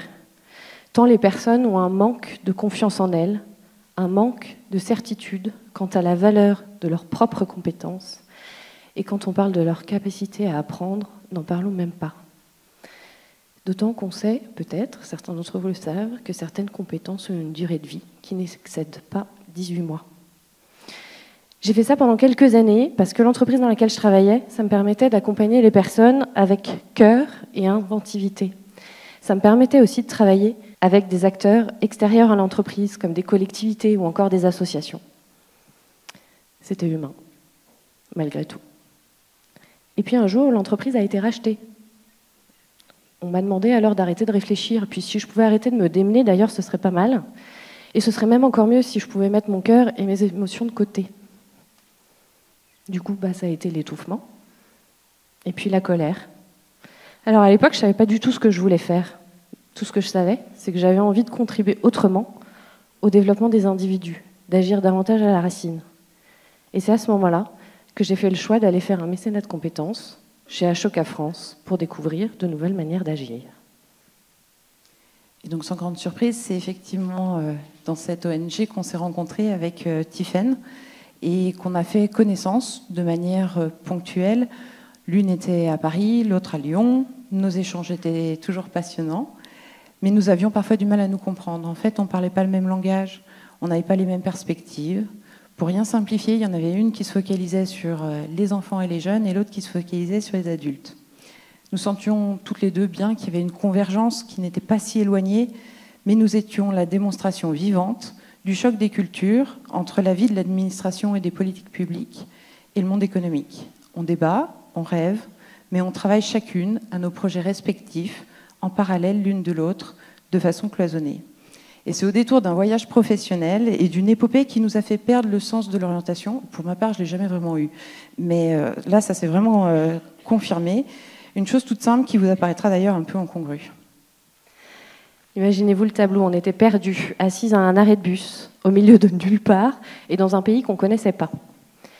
Et c'est alors que nous avons vu le mot « continuum » sur l'unique bâtiment qui se trouvait à proximité. Et là, simultanément, on peut dire que nos deux cerveaux se sont allumés. Ce simple mot « continuum », c'était finalement la pièce manquante de notre dialogue. Parce qu'il n'y a pas les enfants d'un côté et les adultes de l'autre. La vie, c'est un continuum. On passe de l'enfance à la vie adulte. Les enfants côtoient des adultes et inversement. Ça paraît stupide en le disant, je sais. Mais on apprend tout au long de sa vie, de tout type de personnes et de situations. Finalement, ça nous a fait changer de paire de lunettes. Et nos différences sont alors apparues comme des complémentarités, parce qu'avec ce simple mot, ça a été comme une pierre de Rosette, pour percevoir que nous parlions toutes les deux du même essentiel, l'humain. Et que l'on ne peut pas prétendre vouloir agir sur le progrès social sans inclure toutes les étapes de la vie. C'est ainsi qu'est née la Maison de l'Apprendre, de cette envie d'agir pour l'émergence d'une société apprenante, d'une société où apprendre est une fête de 0 à 99 ans. Alors c'est super bien d'avoir l'idée, vous me direz, d'avoir l'ambition d'un changement de paradigme, tout ça, mais à un moment donné, il faut bien se lancer, passer de la théorie à la pratique. Famille, école, activités périscolaires, études supérieures, monde du travail, engagement associatif, vie de quartier. Finalement, chacun de ces espaces de vie influence la façon dont les individus, vous, nous, on apprend et on prend part à la société. Le cloisonnement entre les acteurs qui œuvrent dans ces champs est un frein réel à des parcours d'apprentissage révélateurs de la richesse des talents de chacun. Nous avons partagé notre vision d'un monde où les apprentissages seraient au cœur des préoccupations, un monde où chaque individu aurait la capacité d'être auteur de sa vie et acteur de la société. Et c'est là où les choses sont devenues hyper ardues, parce que le premier problème qu'on a rencontré, c'est un frein sémantique. Il n'y a pas de mot simple en français pour parler des apprentissages tout au long de la vie. Quand on parle d'éducation, ça renvoie à l'enfance. Quand on parle de formation, ça renvoie à l'âge adulte. Et quand on parle d'apprenance, bonjour le néologisme, on se fait cueillir doucement mais sûrement par tous les férus de la langue française. Et puis au-delà de ça, à chaque fois qu'on a parlé de notre projet à l'époque, on nous a dit c'est riche. Vous êtes sûr que vous allez faire tout ça? On nous a dit que c'était compliqué, mais en fait, c'est pas compliqué, c'est juste complexe. C'est pas facile, mais c'est riche. Alors, comme personne ne voulait croire que c'était possible, on a commencé à le faire. Il y a 200 structures et 4000 acteurs du territoire qui ont rejoint la Maison de l'Apprendre. C'est des acteurs publics, privés et associatifs qui ont pour dénominateur commun d'agir pour l'éducation, la formation et l'emploi, d'être basés sur le territoire de la métropole de Lyon, mais ils ont surtout tous envie de coopérer pour apporter des solutions nouvelles aux enjeux du territoire. Et la première action qu'on a eue tous ensemble, ça a été d'abord d'organiser un festival. Alors vous l'avez entendu, Apprendre est une fête, festival, on n'était pas très loin. À l'image un peu de la fête de la musique, on avait vraiment envie de pouvoir reconnaître l'altérité du système et de permettre à chacun des acteurs et chacune des organisations de raconter, de faire connaître, de démontrer son engagement et l'impact qu'il pouvait produire. Le Festival de l'Apprendre, c'est apprendre à prendre soin de soi, des autres et de la planète. Et ça nous semble être les conditions absolument indispensables pour construire une société durable. Et le Festival de l'Apprendre, on a des événements qui sont absolument gratuits, parce que l'idée, ce n'est pas d'introduire une dimension économique, financière, qui créerait encore de l'exclusion, mais de se dire que la circulation de ces savoirs, finalement, c'est un bien commun qui nous réunit tous. Par rapport à tous ces acteurs qui nous ont rejoints, c'est des structures engagées qui adressent parfois les mêmes publics, qui ont parfois les mêmes sources de financement, et elles sont parfois clairement en concurrence. Eh ben, nous, on a envie de prendre le contre-pied de tout ça et de leur proposer de coopérer. Parce que soit on est en concurrence et on passe son temps à expliquer aux autres qu'on est le meilleur, mais la proposition qu'on a envie de faire, c'est plutôt de mettre cette énergie au bénéfice de nos bénéficiaires, pouvoir en adresser plus ou pouvoir les adresser mieux. Parce qu'effectivement, si on replace les bénéficiaires au milieu de tout ça, les jeunes et les moins jeunes, ben, il est clair que la cause, elle est plus grande que nous et que le faire ensemble est un indispensable. Qu'il s'agit finalement d'accompagner chacun à changer de représentation sur l'autre, avec un grand A, à changer de regard et de posture pour passer du soi à l'entre-soi, à l'entre-tous. Et on pense que ça va aller, parce qu'on croit que l'avenir s'apprend et se construit ensemble. Merci. Merci.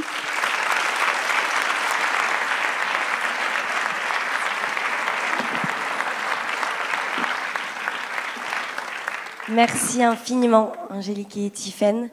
Merci d'avoir eu l'audace de faire ensemble, de faire avec un collectif, de faire avec un écosystème. Vous l'avez dit, répété, c'est complexe, mais les enjeux qui nous attendent et qu'on affronte dès aujourd'hui le sont tout autant. Et donc on a besoin de solutions à leur hauteur. Et il y en a d'autres qui ont pris conscience de cette force du collectif ces derniers mois. Ce sont les 45 participants de notre parcours entrepreneur. Ils sont de partout en France, de tous les âges, de tous les parcours. Ils n'y ont a priori rien en commun et ne se connaissaient pas en juin dernier. Mais ils avaient un même désir, celui de contribuer à résoudre un enjeu de société urgent et important par l'entrepreneuriat. Toutes et tous, ils ont choisi de se lancer dans cette aventure qu'est le parcours entrepreneur. 6 mois pour les accompagner de l'idée à l'action. Et cette aventure, nous l'avons pensée pour être avant tout collective. Pour aller au-delà des outils, des conseils, des connaissances, ils ressortent avant tout de ces 6 mois avec un collectif soudé à vie. Et dans ce collectif, depuis 10 éditions, on y trouve toujours des pairs avec qui échanger. On y trouve très très souvent des amis pour la vie. On y trouve aussi parfois des associés, comme l'exemple d'Astrid et Margot. On y trouve aussi même, plus rarement, mais des partenaires de vie. On salue d'ailleurs le petit Abel, né de l'union de Marie et Antoine, qui est né il y a quelques semaines, les fondateurs de We Dress Fair.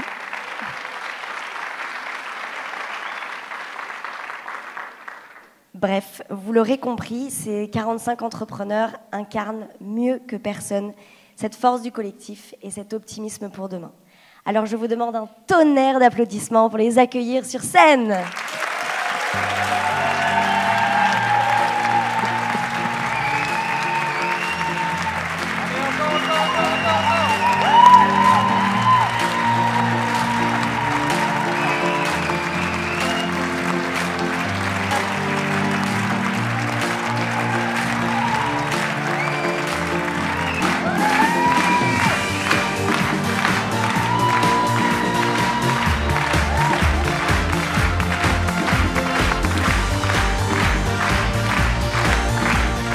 Ah, qu'est-ce que c'est beau, qu'est-ce que c'est beau. Ça fait beaucoup de gens qui créent des projets, hein. Mais malheureusement, ils ne pourront pas tous vous présenter leur formidable projet ce soir. Seuls 5 d'entre eux vont vous présenter le fruit de leur travail, sur scène. Pour retrouver la liste complète, on vous les enverra après la soirée, vous pourrez découvrir tous leurs beaux projets. Ou alors venir le 6 décembre prochain à notre soirée parisienne pour découvrir de nouveaux projets. Ils auront chacun environ 1 minute 30 pour présenter leur projet, pour vous mettre des paillettes dans les yeux. Est-ce que vous êtes prêts ? C'est parti!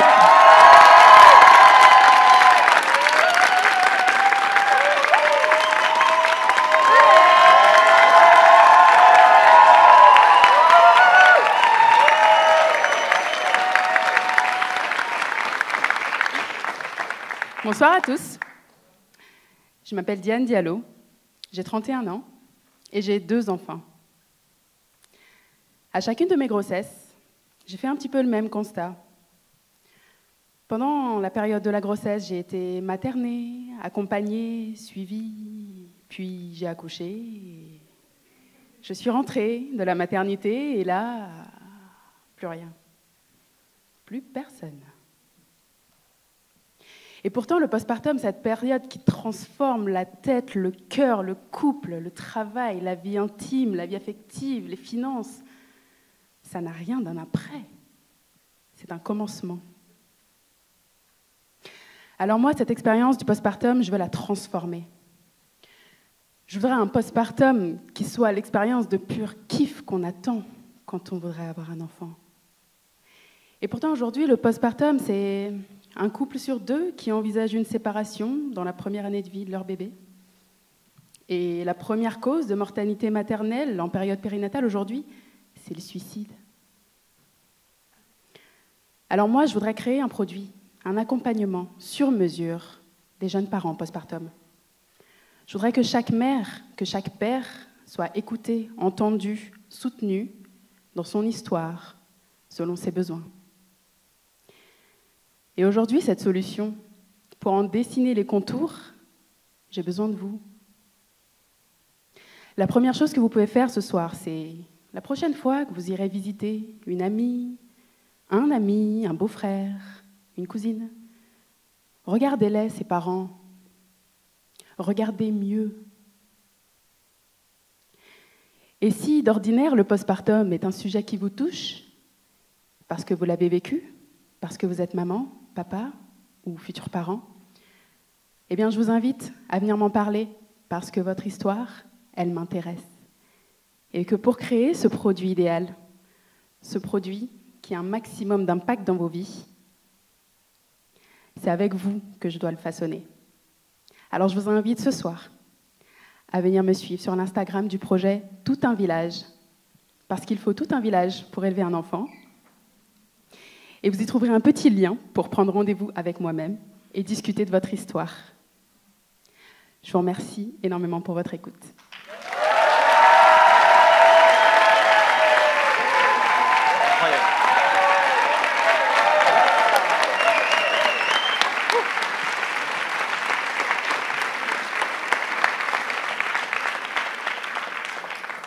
C'est éblouissant ici. Je m'appelle Thomas Delapierre, je suis le fondateur de Alumna Systems. Je suis ingénieur de formation et juste après cette formation, en fait, je suis parti en Australie où j'ai eu mes premières expériences entrepreneuriales et également où, sur le thème de ce soir, j'ai vécu de plein fouet les conséquences du réchauffement climatique, dont les méga-feux de forêt. Et c'est à ce moment-là que j'ai pris conscience qu'il fallait vraiment qu'on fasse un virage à 180 degrés sur notre façon de consommer. Et au cœur de tout ça, c'est l'énergie. On en a besoin pour le transport, pour la production, l'industrie, et aussi notamment pour l'industrie nourricière qui est l'agriculture. Mais en France, en fait, on n'a pas de production locale et on est dépendant des énergies fossiles. Et chez Alumna Systems, l'idée, en fait, c'est de venir tacler cette problématique en recréant ce qui s'est passé il y a des millions d'années sous la croûte terrestre, qui a été la transformation de la biomasse en ressources que sont le gaz ou le pétrole, mais de façon renouvelable. Donc comment on fait ça? En fait, c'est alimenté par le solaire. On prend l'équivalent d'une loupe géante. Cette loupe, en fait, elle va focaliser les rayons du soleil en un point. Ça génère de la chaleur, et la chaleur, on la réutilise dans le process. Et donc, pour les bénéficiaires, on réduit drastiquement les coûts énergétiques, les coûts de gestion des déchets, et également, en fait, il y a une partie qu'on peut réutiliser aussi pour l'enrichissement des sols. Donc aujourd'hui, on est notamment pratiquement qu'une équipe tech, et on recherche des talents complémentaires pour venir justement nous épauler à ce niveau. Donc si vous connaissez des personnes qui sont intéressées à ce niveau, envoyez-les-moi. Contactez-moi sur LinkedIn ou venez me parler après. Et voilà. Et merci pour votre concentration.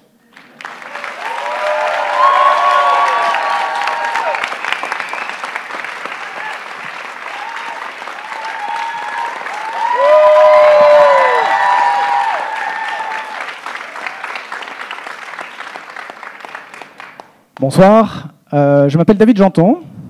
Bonsoir, je suis Ariel Janton. Avec Ariel, après 35 ans de vie commune, on a décidé de franchir une nouvelle étape. On s'installe à Pau. Vous savez, cette ville au pied des Pyrénées, agréable à vivre et pleine de potentiel. Pourtant, Pau a 3 enjeux, et je crois que ça parle par rapport à la soirée de ce soir. Le premier, la dévitalisation du centre-ville. 20% simplement de l'activité commerciale se situe au centre-ville. Le deuxième, la solitude. Pau est la première entreprise à avoir lancé un plan anti-solitude. La troisième, c'est l'anxiété et la morosité. Plus de 40% des habitants de Pau, comme dans beaucoup de communes en France, souffrent d'anxiété. Par rapport à cela, on avait envie d'agir et de contribuer par rapport à ce qui se faisait déjà à Pau. Du coup, avec un collectif d'enthousiastes, d'optimistes, de fous, quoi, bref. On a vraiment pour projet de co-créer au centre-ville de Pau un tiers-lieu innovant. Innovant pourquoi? Parce qu'il va faire cohabiter ce qui ne cohabite rarement, l'économie, le social, la culture et peut-être d'autres choses à venir. Le deuxième point d'innovation, c'est qu'il va cultiver la joie.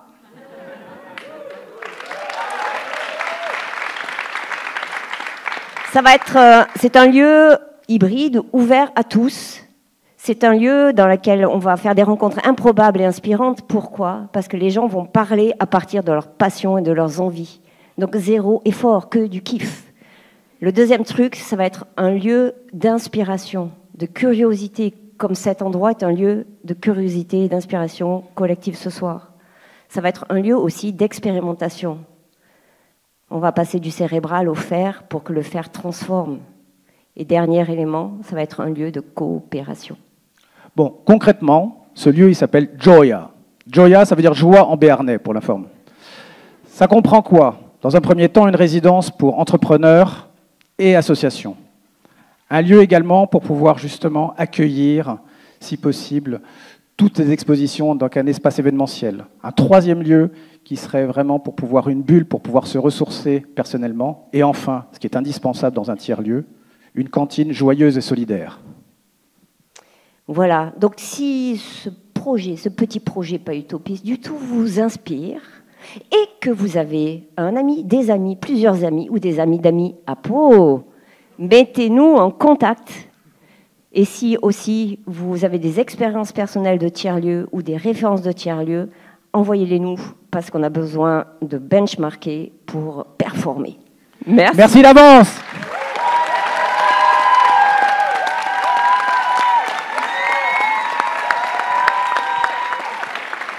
Bonsoir.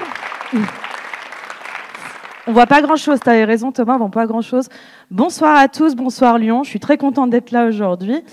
Le 11 octobre prochain, mon père part à la retraite. Voilà, ça y est. Il part à la retraite et il va rejoindre les 8 millions de retraités aujourd'hui qu'on a en France. Et en fait, il y a quelques mois de ça, il m'appelle et il me dit « Écoute ma fille, ça y est, là, je commence à conscientiser un peu le truc, je commence à me rendre compte que je vais potentiellement perdre un peu de mes potes, l'isolement, l'utilité sociale. J'ai bossé pendant plein d'années. Et puis là, du jour au lendemain, on me demande d'arrêter. Et puis, ok, il me parle. Et puis, ah désolé, je dois te laisser. On est chez mamie Suzanne. Il y a la blanquette de veau au four. Il raccroche. Ok, papa. Il vient de me balancer 2 choses, donc 2 constats. Le premier constat, donc mon père conscientise vraiment le passage à la retraite et on se rend compte qu'il y a quelque chose d'important, quelque chose qui se manifeste. La deuxième chose, le deuxième constat, c'est que j'ai le seum parce que du coup, je suis dans mon appartement parisien et que je ne vais pas faire ma blanquette de veau. Donc là, du coup, à ce moment-là, je commence un petit peu à vouloir agir. Et comment j'ai voulu agir ? Tout simplement en créant une cantine de quartier qui œuvre pour l'inclusion sociale des retraités à travers la cuisine. Le principe, il est simple, c'est de demander à des retraités de venir donc, dans la cantine. Ils seront encadrés par un chef exécutif. C'est eux qui vont venir avec leur savoir-faire, avec la transmission de toutes leurs recettes, pour justement répondre à une demande de Parisiens qui ont envie de manger bien et mieux, potentiellement. Et aujourd'hui, l'objectif est très simple, c'est de pouvoir lutter contre l'exclusion sociale justement des retraités et surtout de pouvoir se régaler. Donc voilà, moi je m'appelle Cécilia Collot, je suis la fondatrice de OMA, la Brigade de Mère Grand, et je vous demande de me suivre sur LinkedIn, voilà, tout simplement. Merci.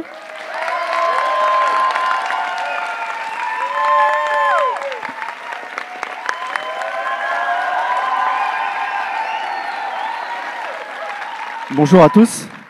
Alors j'ai une petite question pour commencer. Est-ce que vous connaissez le nombre d'arbres qu'il y a par habitant sur la planète?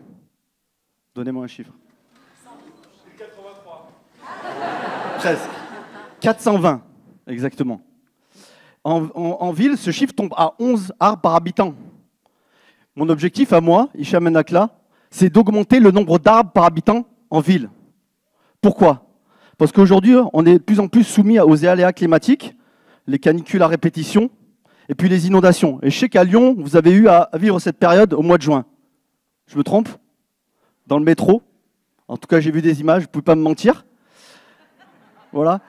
Comment on va faire? En fait, notre idée, c'est de identifier et diagnostiquer les zones carencées des villes et de proposer des plans de végétalisation adaptés. Comment? Justement, avec une technologie de cartographie et de mapping. Je voulais juste rappeler un petit élément qu'a dit le président de la métropole de Lyon, c'est que 70% des espaces verts de la ville sont privés. Donc notre objectif, c'est de nous adresser aux copropriétés et aux fonciers des entreprises. Voilà. J'ai des demandes. La première, c'est de me suivre, de me parler sur les réseaux, contact@420.fr. La deuxième, c'est si vous êtes convaincu, continuez à diffuser ce message, la végétalisation est importante. Et si ce n'est pas le cas, la prochaine fois que vous êtes sous un arbre, en pleine chaleur, dites-vous que peut-être cet arbre mature, transpire, évapotranspire 450 litres d'eau par jour, ce qui équivaut à 20 heures de climatisation qui tourne à plein régime. Voilà. Donc il est important, évidemment, de planter, mais surtout de protéger notre patrimoine arboré. Je vous remercie beaucoup de m'avoir écouté.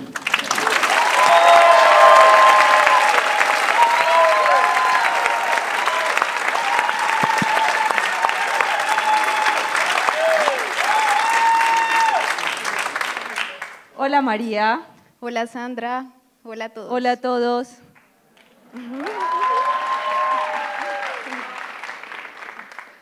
We believe in the power of the talent. We believe that everyone can be a change maker. We believe that the best place to change the world is our jobs. And we believe what Ticket for Change has been created to build these programs. Yeah, and we want to bring and spread this kind of energy to our beautiful country, Colombia.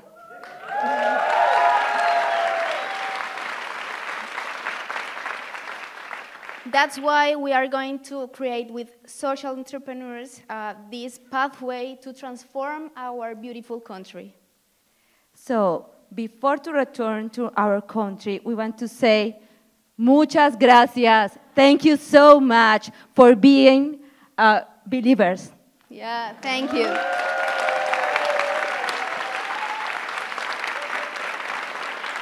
Merci.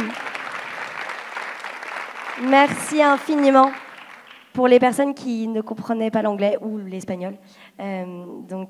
Sandra et Maria vont répliquer Ticket for Change en Colombie et on en est très très heureux. Voilà, c'est hyper frustrant de ne pas tous vous entendre, mais il faut que vous alliez dormir un moment. Voilà. C'est maintenant l'heure d'accueillir notre dernier intervenant. Oh, Eh oui. Et pour l'introduire, nous trouvions important de prendre un petit peu de recul, de regarder d'un peu plus haut le système pour comprendre les nombreux liens entre inégalité sociale et écologie. Vous avez peut-être déjà entendu des phrases comme « sans justice sociale, pas de justice écologique ». Derrière ce slogan, il existe de nombreuses réalités concrètes. L'une d'entre elles, c'est que les changements climatiques exacerbent les inégalités et touchent particulièrement les populations les plus vulnérables, les populations les plus exclues, qui n'ont pas le soutien de structures familiales, sociales, économiques, psychiques pour se protéger ou encore s'inspirer. Une autre réalité derrière cette phrase « sans justice sociale, pas de justice écologique », c'est qu'il existe un très gros parallèle entre les oppressions que subissent certaines populations comme les femmes ou minorités ethniques, de genre, etc. et les oppressions qui sont opérées sur l'environnement. Ce que veut dire enfin cette phrase, c'est aussi que les oppressions envers toutes les minorités, les femmes, les étrangers, alimentent ces peurs factices dont je vous parlais au début dans la citation de Camille Etienne. Ce sont ces peurs de l'autre, ces peurs qui divisent. Et cette peur de l'autre, elle est rarement plus forte que lorsqu'on parle des personnes LGBTQI+. Lutter contre cette peur, c'est donc aider chacun et chacune à se détacher de ces peurs factices pour mieux s'engager pour le vivant. Lutter contre ces oppressions, c'est travailler à faire société et contribuer à créer une société plus soutenable. Et c'est ce que fait chaque jour la merveilleuse personne que je vous demande maintenant d'accueillir, Stéphane Sauvé.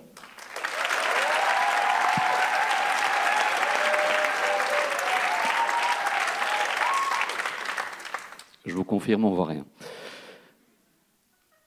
Le général de Gaulle, inspiré par Chateaubriand, a voulu nous faire croire pendant des décennies que la vieillesse était un naufrage, un écroulement, une déchéance. Force est de constater qu'il a plutôt bien réussi à ancrer cette croyance chez beaucoup d'entre nous. Alors ce soir, j'ai un secret à vous révéler. Mais chut, il ne faudrait pas l'ébruiter trop fort. Oui, nous allons toutes et tous vieillir, et ça va aller, car on va changer dans la société le regard sur le vieillissement, l'accompagnement de nos aînés et de nos minorités. Pour commencer, il suffit de mettre fin à cette injonction de la décrépitude des corps et de l'esprit. La vieillesse est une tranche de vie que nous pouvons toutes et tous accueillir dans la sérénité et avec lucidité. Il nous appartient de la vivre soit dans la peur et dans l'angoisse, soit dans la joie de vivre, d'être toujours là, présent et en mouvement. Et arrêtons de nous dire « je suis encore jeune dans ma tête, je ne suis pas concerné ». Si j'avais 70 ou 80 ans, je vous dirais volontiers « j'ai été ce que vous êtes, hein, des jeunes, et vous serez ce que je suis, un vieux ». Qui d'ailleurs parmi nous ce soir se dit qu'il, elle, elle est encore trop jeune pour penser à cette dernière tranche de vie. Personnellement, j'ai fait mon choix. Bonsoir, je m'appelle Stéphane Sauvé, j'ai 52 ans, je suis ancien directeur d'EHPAD, le fondateur et délégué général de l'association Les Audacieuses et les Audacieux et alumni Ticket for Change 2017.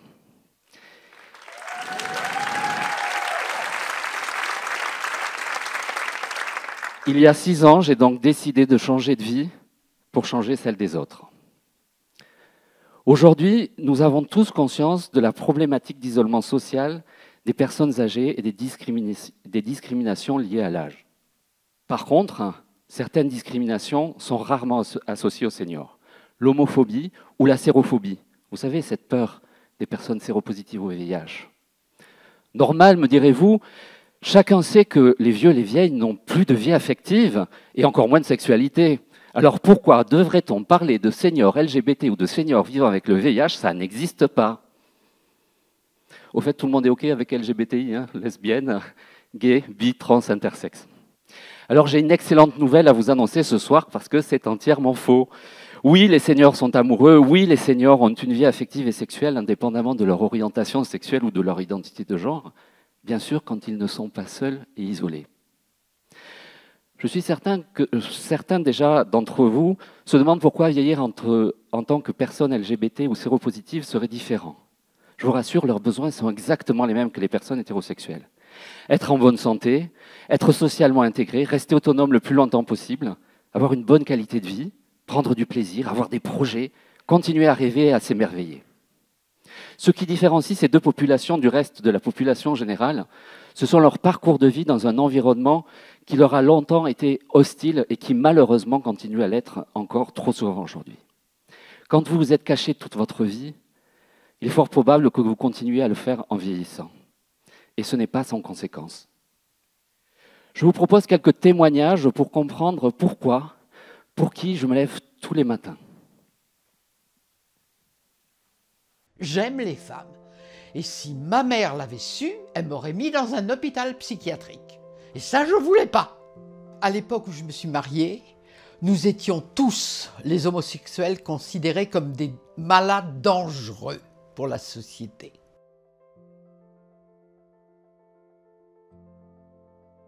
J'ai été arrêté, condamné, un peu quand même humilié. Hein. J'étais très choqué parce que j'estimais une fois de plus que je n'étais pas en tort. C'est sûr qu'on n'est plus emprisonné pour homosexualité, ça, mais les filles ne l'ont jamais été. Hein. La répression contre les lesbiennes est beaucoup plus subtile. Le gars qui m'a annoncé que j'étais séropositif, il m'a dit « Monsieur, il vous reste 1 an à vivre. » Le monde s'écroule. Le virus, il est toujours en moi. Et quand j'en parle à des amis, des fois, ou à de la famille, je vois que, oh là, il y a des regards. J'étais 17 ans sans voir mes enfants. Et puis j'ai dormi dans la rue pendant 1 an. Hein. C'est pas banal non plus. Hein. Donc te relever après tout un cursus dans la rue, ça te laisse des traces mentales. Et puis il faut te relever, quoi. Je savais ce que c'était qu'un homosexuel. Je ne pouvais pas me l'appliquer à moi. J'en ai parlé à tout mon entourage dès 1970. Simplement, les gens au courant m'ont dit « D'accord, on aurait préféré que tu ne nous le dises pas. Maintenant, sois gentil, ne nous en parle plus. » Quand c'est dans la famille, c'est beaucoup plus gênant. Immédiatement, j'ai compris qu'il était comme moi. Avec cet homme, j'étais vraiment bien. Je lui dis « Écoute, je te propose un truc. On va se marier. » Mais il me dit, en revanche, il faudra faire 2 enfants. Je pense que c'était pour faire plaisir à sa mère et surtout pour prouver qu'il était un homme normal, pas homo. Il s'est suicidé. Maintenant, malheureusement, je sens une régression. Il y a toujours un combat à mener. Rien n'est jamais acquis, en fait. Moi, ce qui me fait le plus peur, c'est la solitude, comme je dis, de cœur. Quand la porte de ma chambre se referme et que je suis seule, ça craque aux entournures. J'ai rencontré l'amour. Quand tu rencontres, t'as pas à dire, tu es, tu vis. Et tu t'en fous de ce que pensent les autres. J'en suis où de ma vie sentimentale? J'ai un homme dans ma vie. C'est le premier, à 83 ans. Psychologiquement, c'est très important. Parce que finalement, je me disais, je vais mourir en ayant clamé depuis 50 ans que je suis homosexuel et sans avoir jamais eu de copain. Donc quand même, sur le tard, j'en ai un.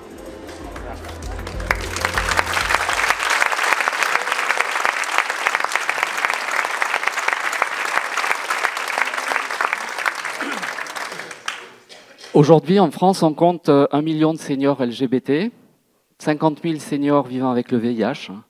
65% d'entre eux sont seuls, contre 15% chez les personnes hétérosexuelles. 90% n'ont pas d'enfants, donc pas d'aidants naturels pour les accompagner dans le grand âge, alors que 80% des Français ont en moyenne 1,9 enfants et 5 petits-enfants. Enfin, le taux de suicide de la personne âgée LGBT est de 2 à 7 fois supérieur à celui des hétérosexuels, 2 pour les femmes et 7 pour les hommes. Alors, je me suis dit qu'il était vraiment urgent de passer à l'action. Et chez les audacieux et les audacieuses, nous nous sommes donnés pour mission de créer les dispositifs propices au bien vieillir des personnes en situation d'isolement social renforcé sans soutien familial. Nos objectifs sont de briser l'isolement social, d'améliorer la qualité de vie, d'imaginer de nouvelles solidarités entre les générations et de lutter contre les discriminations. Alors vieillir heureux en ayant la liberté d'être soi à tout âge, bien sûr c'est possible, et je vous assure ça va vraiment aller. La preuve, ce que l'on fait tous les jours dans notre association, c'est avant tout de créer du lien social, des rencontres intergénérationnelles et des projets fous. Je vous réserve une petite surprise dans quelques instants.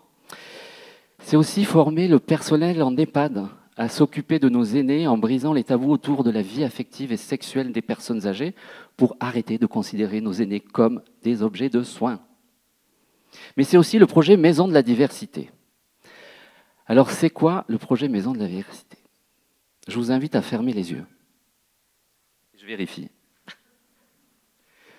Imaginez un habitat inclusif et participatif pour ne plus vieillir seul, un habitat ouvert à toutes et à tous, que vous soyez une personne LGBT ou hétéro alliée à leur cause, à la retraite ou non. Un habitat dans lequel les jeunes, les étudiants sont également les bienvenus.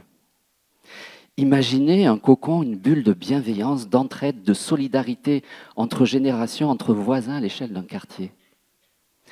Imaginez un immeuble en cœur de ville dans lequel chacun est locataire de son appartement, tout en bénéficiant de nombreux espaces de vie partagés. Imaginez une maison autogérée par ses habitants, ouverte à tous les seniors et associations du quartier pour être un véritable terreau de rencontre, de lien social et de convivialité. Imaginez un lieu dans lequel chacun, chacune a la capacité d'agir en tant que senior, d'être l'acteur, le héros de sa vie jusqu'à la fin de ses jours, se sentir utile pour les autres et rester pleinement vivant. Eh bien, ce soir, j'ai une deuxième bonne nouvelle. Vous pouvez réouvrir les yeux. La première maison va ouvrir ses portes fin 2024. Et devinez où? À Lyon, à la Croix-Rousse. Et nous ne comptons pas nous arrêter en si bon chemin parce qu'on va ouvrir 10 maisons en 10 ans. Et donc, je suis certain que ça va vraiment aller. Je terminerai mon intervention par une affirmation qui, je l'espère, sera pour vous une source de réflexion et d'inspiration. L'âge, l'orientation sexuelle, l'identité sont des réalités et non des menaces. Arrêtons de construire des murs entre nos différences, construisons plutôt des passerelles pour nous enrichir les uns les autres et vivre dans un monde que nous construisons et améliorons tous ensemble. N'essayons plus de convaincre les autres. Montrons-leur l'exemple, le chemin, inspirons-les, car c'est en rayonnant que nos lumières guideront leurs pas. Alors pour toutes celles et ceux qui voudraient nous aider et s'impliquer dans notre projet, ou pourquoi pas venir habiter la Maison de la Diversité si vous avez plus de 55 ans, vous pouvez flasher le QR code et avoir plein de renseignements. Comme j'arrête pas, je vois que c'est la fin, de vous le répéter depuis un moment, on va tous vieillir et ça va aller, peut-être que certains encore ne sont pas convaincus. Alors je me suis dit que la meilleure manière de vous convaincre, c'est peut-être de faire venir sur scène celles et ceux qui m'inspirent tous les jours, qui me donnent tant d'énergie et que je remercie. Alors, vous allez vraiment comprendre pourquoi j'ai changé de vie. Je vous demande de les accueillir très chaleureusement pour découvrir la chanson qu'ils ont imaginée pour parler de leur futur lieu de vie, la Maison de la Diversité.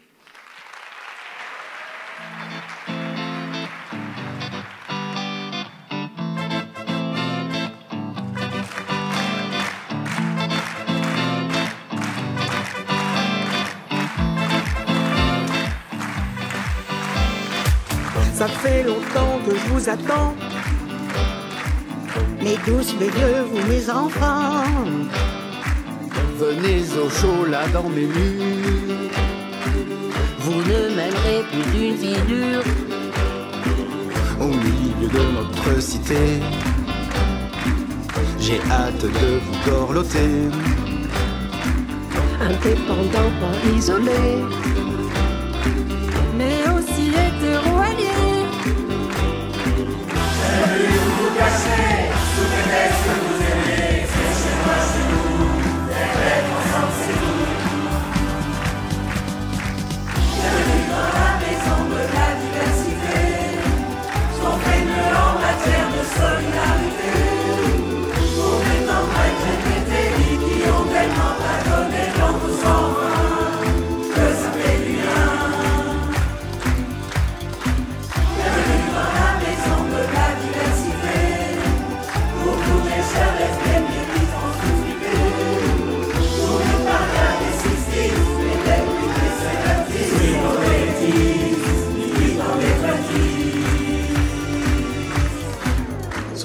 d'abord faudra me construire. Franchement, ça vaut le coup d'investir. Pour que vous puissiez être heureux, mes audacieuses, mes audacieux. Qui dit que je suis un ghetto, une maison pour vieilles homo.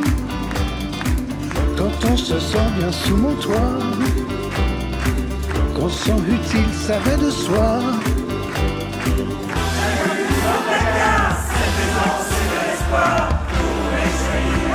Et quelques jeunes en filles.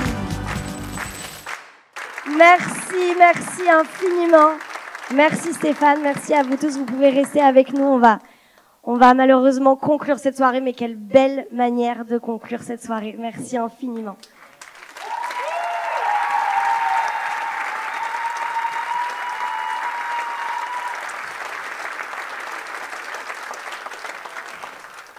Alors voilà, c'est la fin. Mais on espère que vous aurez retenu ce message, que même si on n'est pas responsable en tant qu'un individu, ce qui est merveilleux, c'est qu'on a cet incroyable pouvoir d'agir. Et ça, c'est ce qui nous rend tous et toutes dans l'équipe Ticket et parmi tous ces gens que vous avez sur scène, en joie et heureux de se lever tous les matins. Effectivement, ouais, ça nous rend en joie. C'est le plaisir de se sentir utile, de se sentir aligné. Et la bonne nouvelle, c'est qu'il y a énormément de manières d'agir. Vous en avez découvert plein aujourd'hui, mais il y en a aussi plein d'autres que chacun peut agir à son échelle. Et alors, on espère que cette soirée vous a procuré surtout des émotions, des rires, des joies, des pleurs peut-être, de la peur, mais surtout, on vous a fait chanter, et ça fait du bien. Et pour finir, on voulait simplement remercier beaucoup de personnes, remercier les partenaires médias que vous voyez juste avant, So Good, Lyon Positif, les EcoStart, remercier tous nos partenaires, nos mécènes sans qui rien ne serait possible. Et ce programme, si ces 45 entrepreneurs peuvent le faire, c'est grâce à eux. On voudrait évidemment remercier toute la merveilleuse équipe Ticket for Change qui est dans la salle, et particulièrement Emma en régie, Juliette dans la salle. Merci infiniment.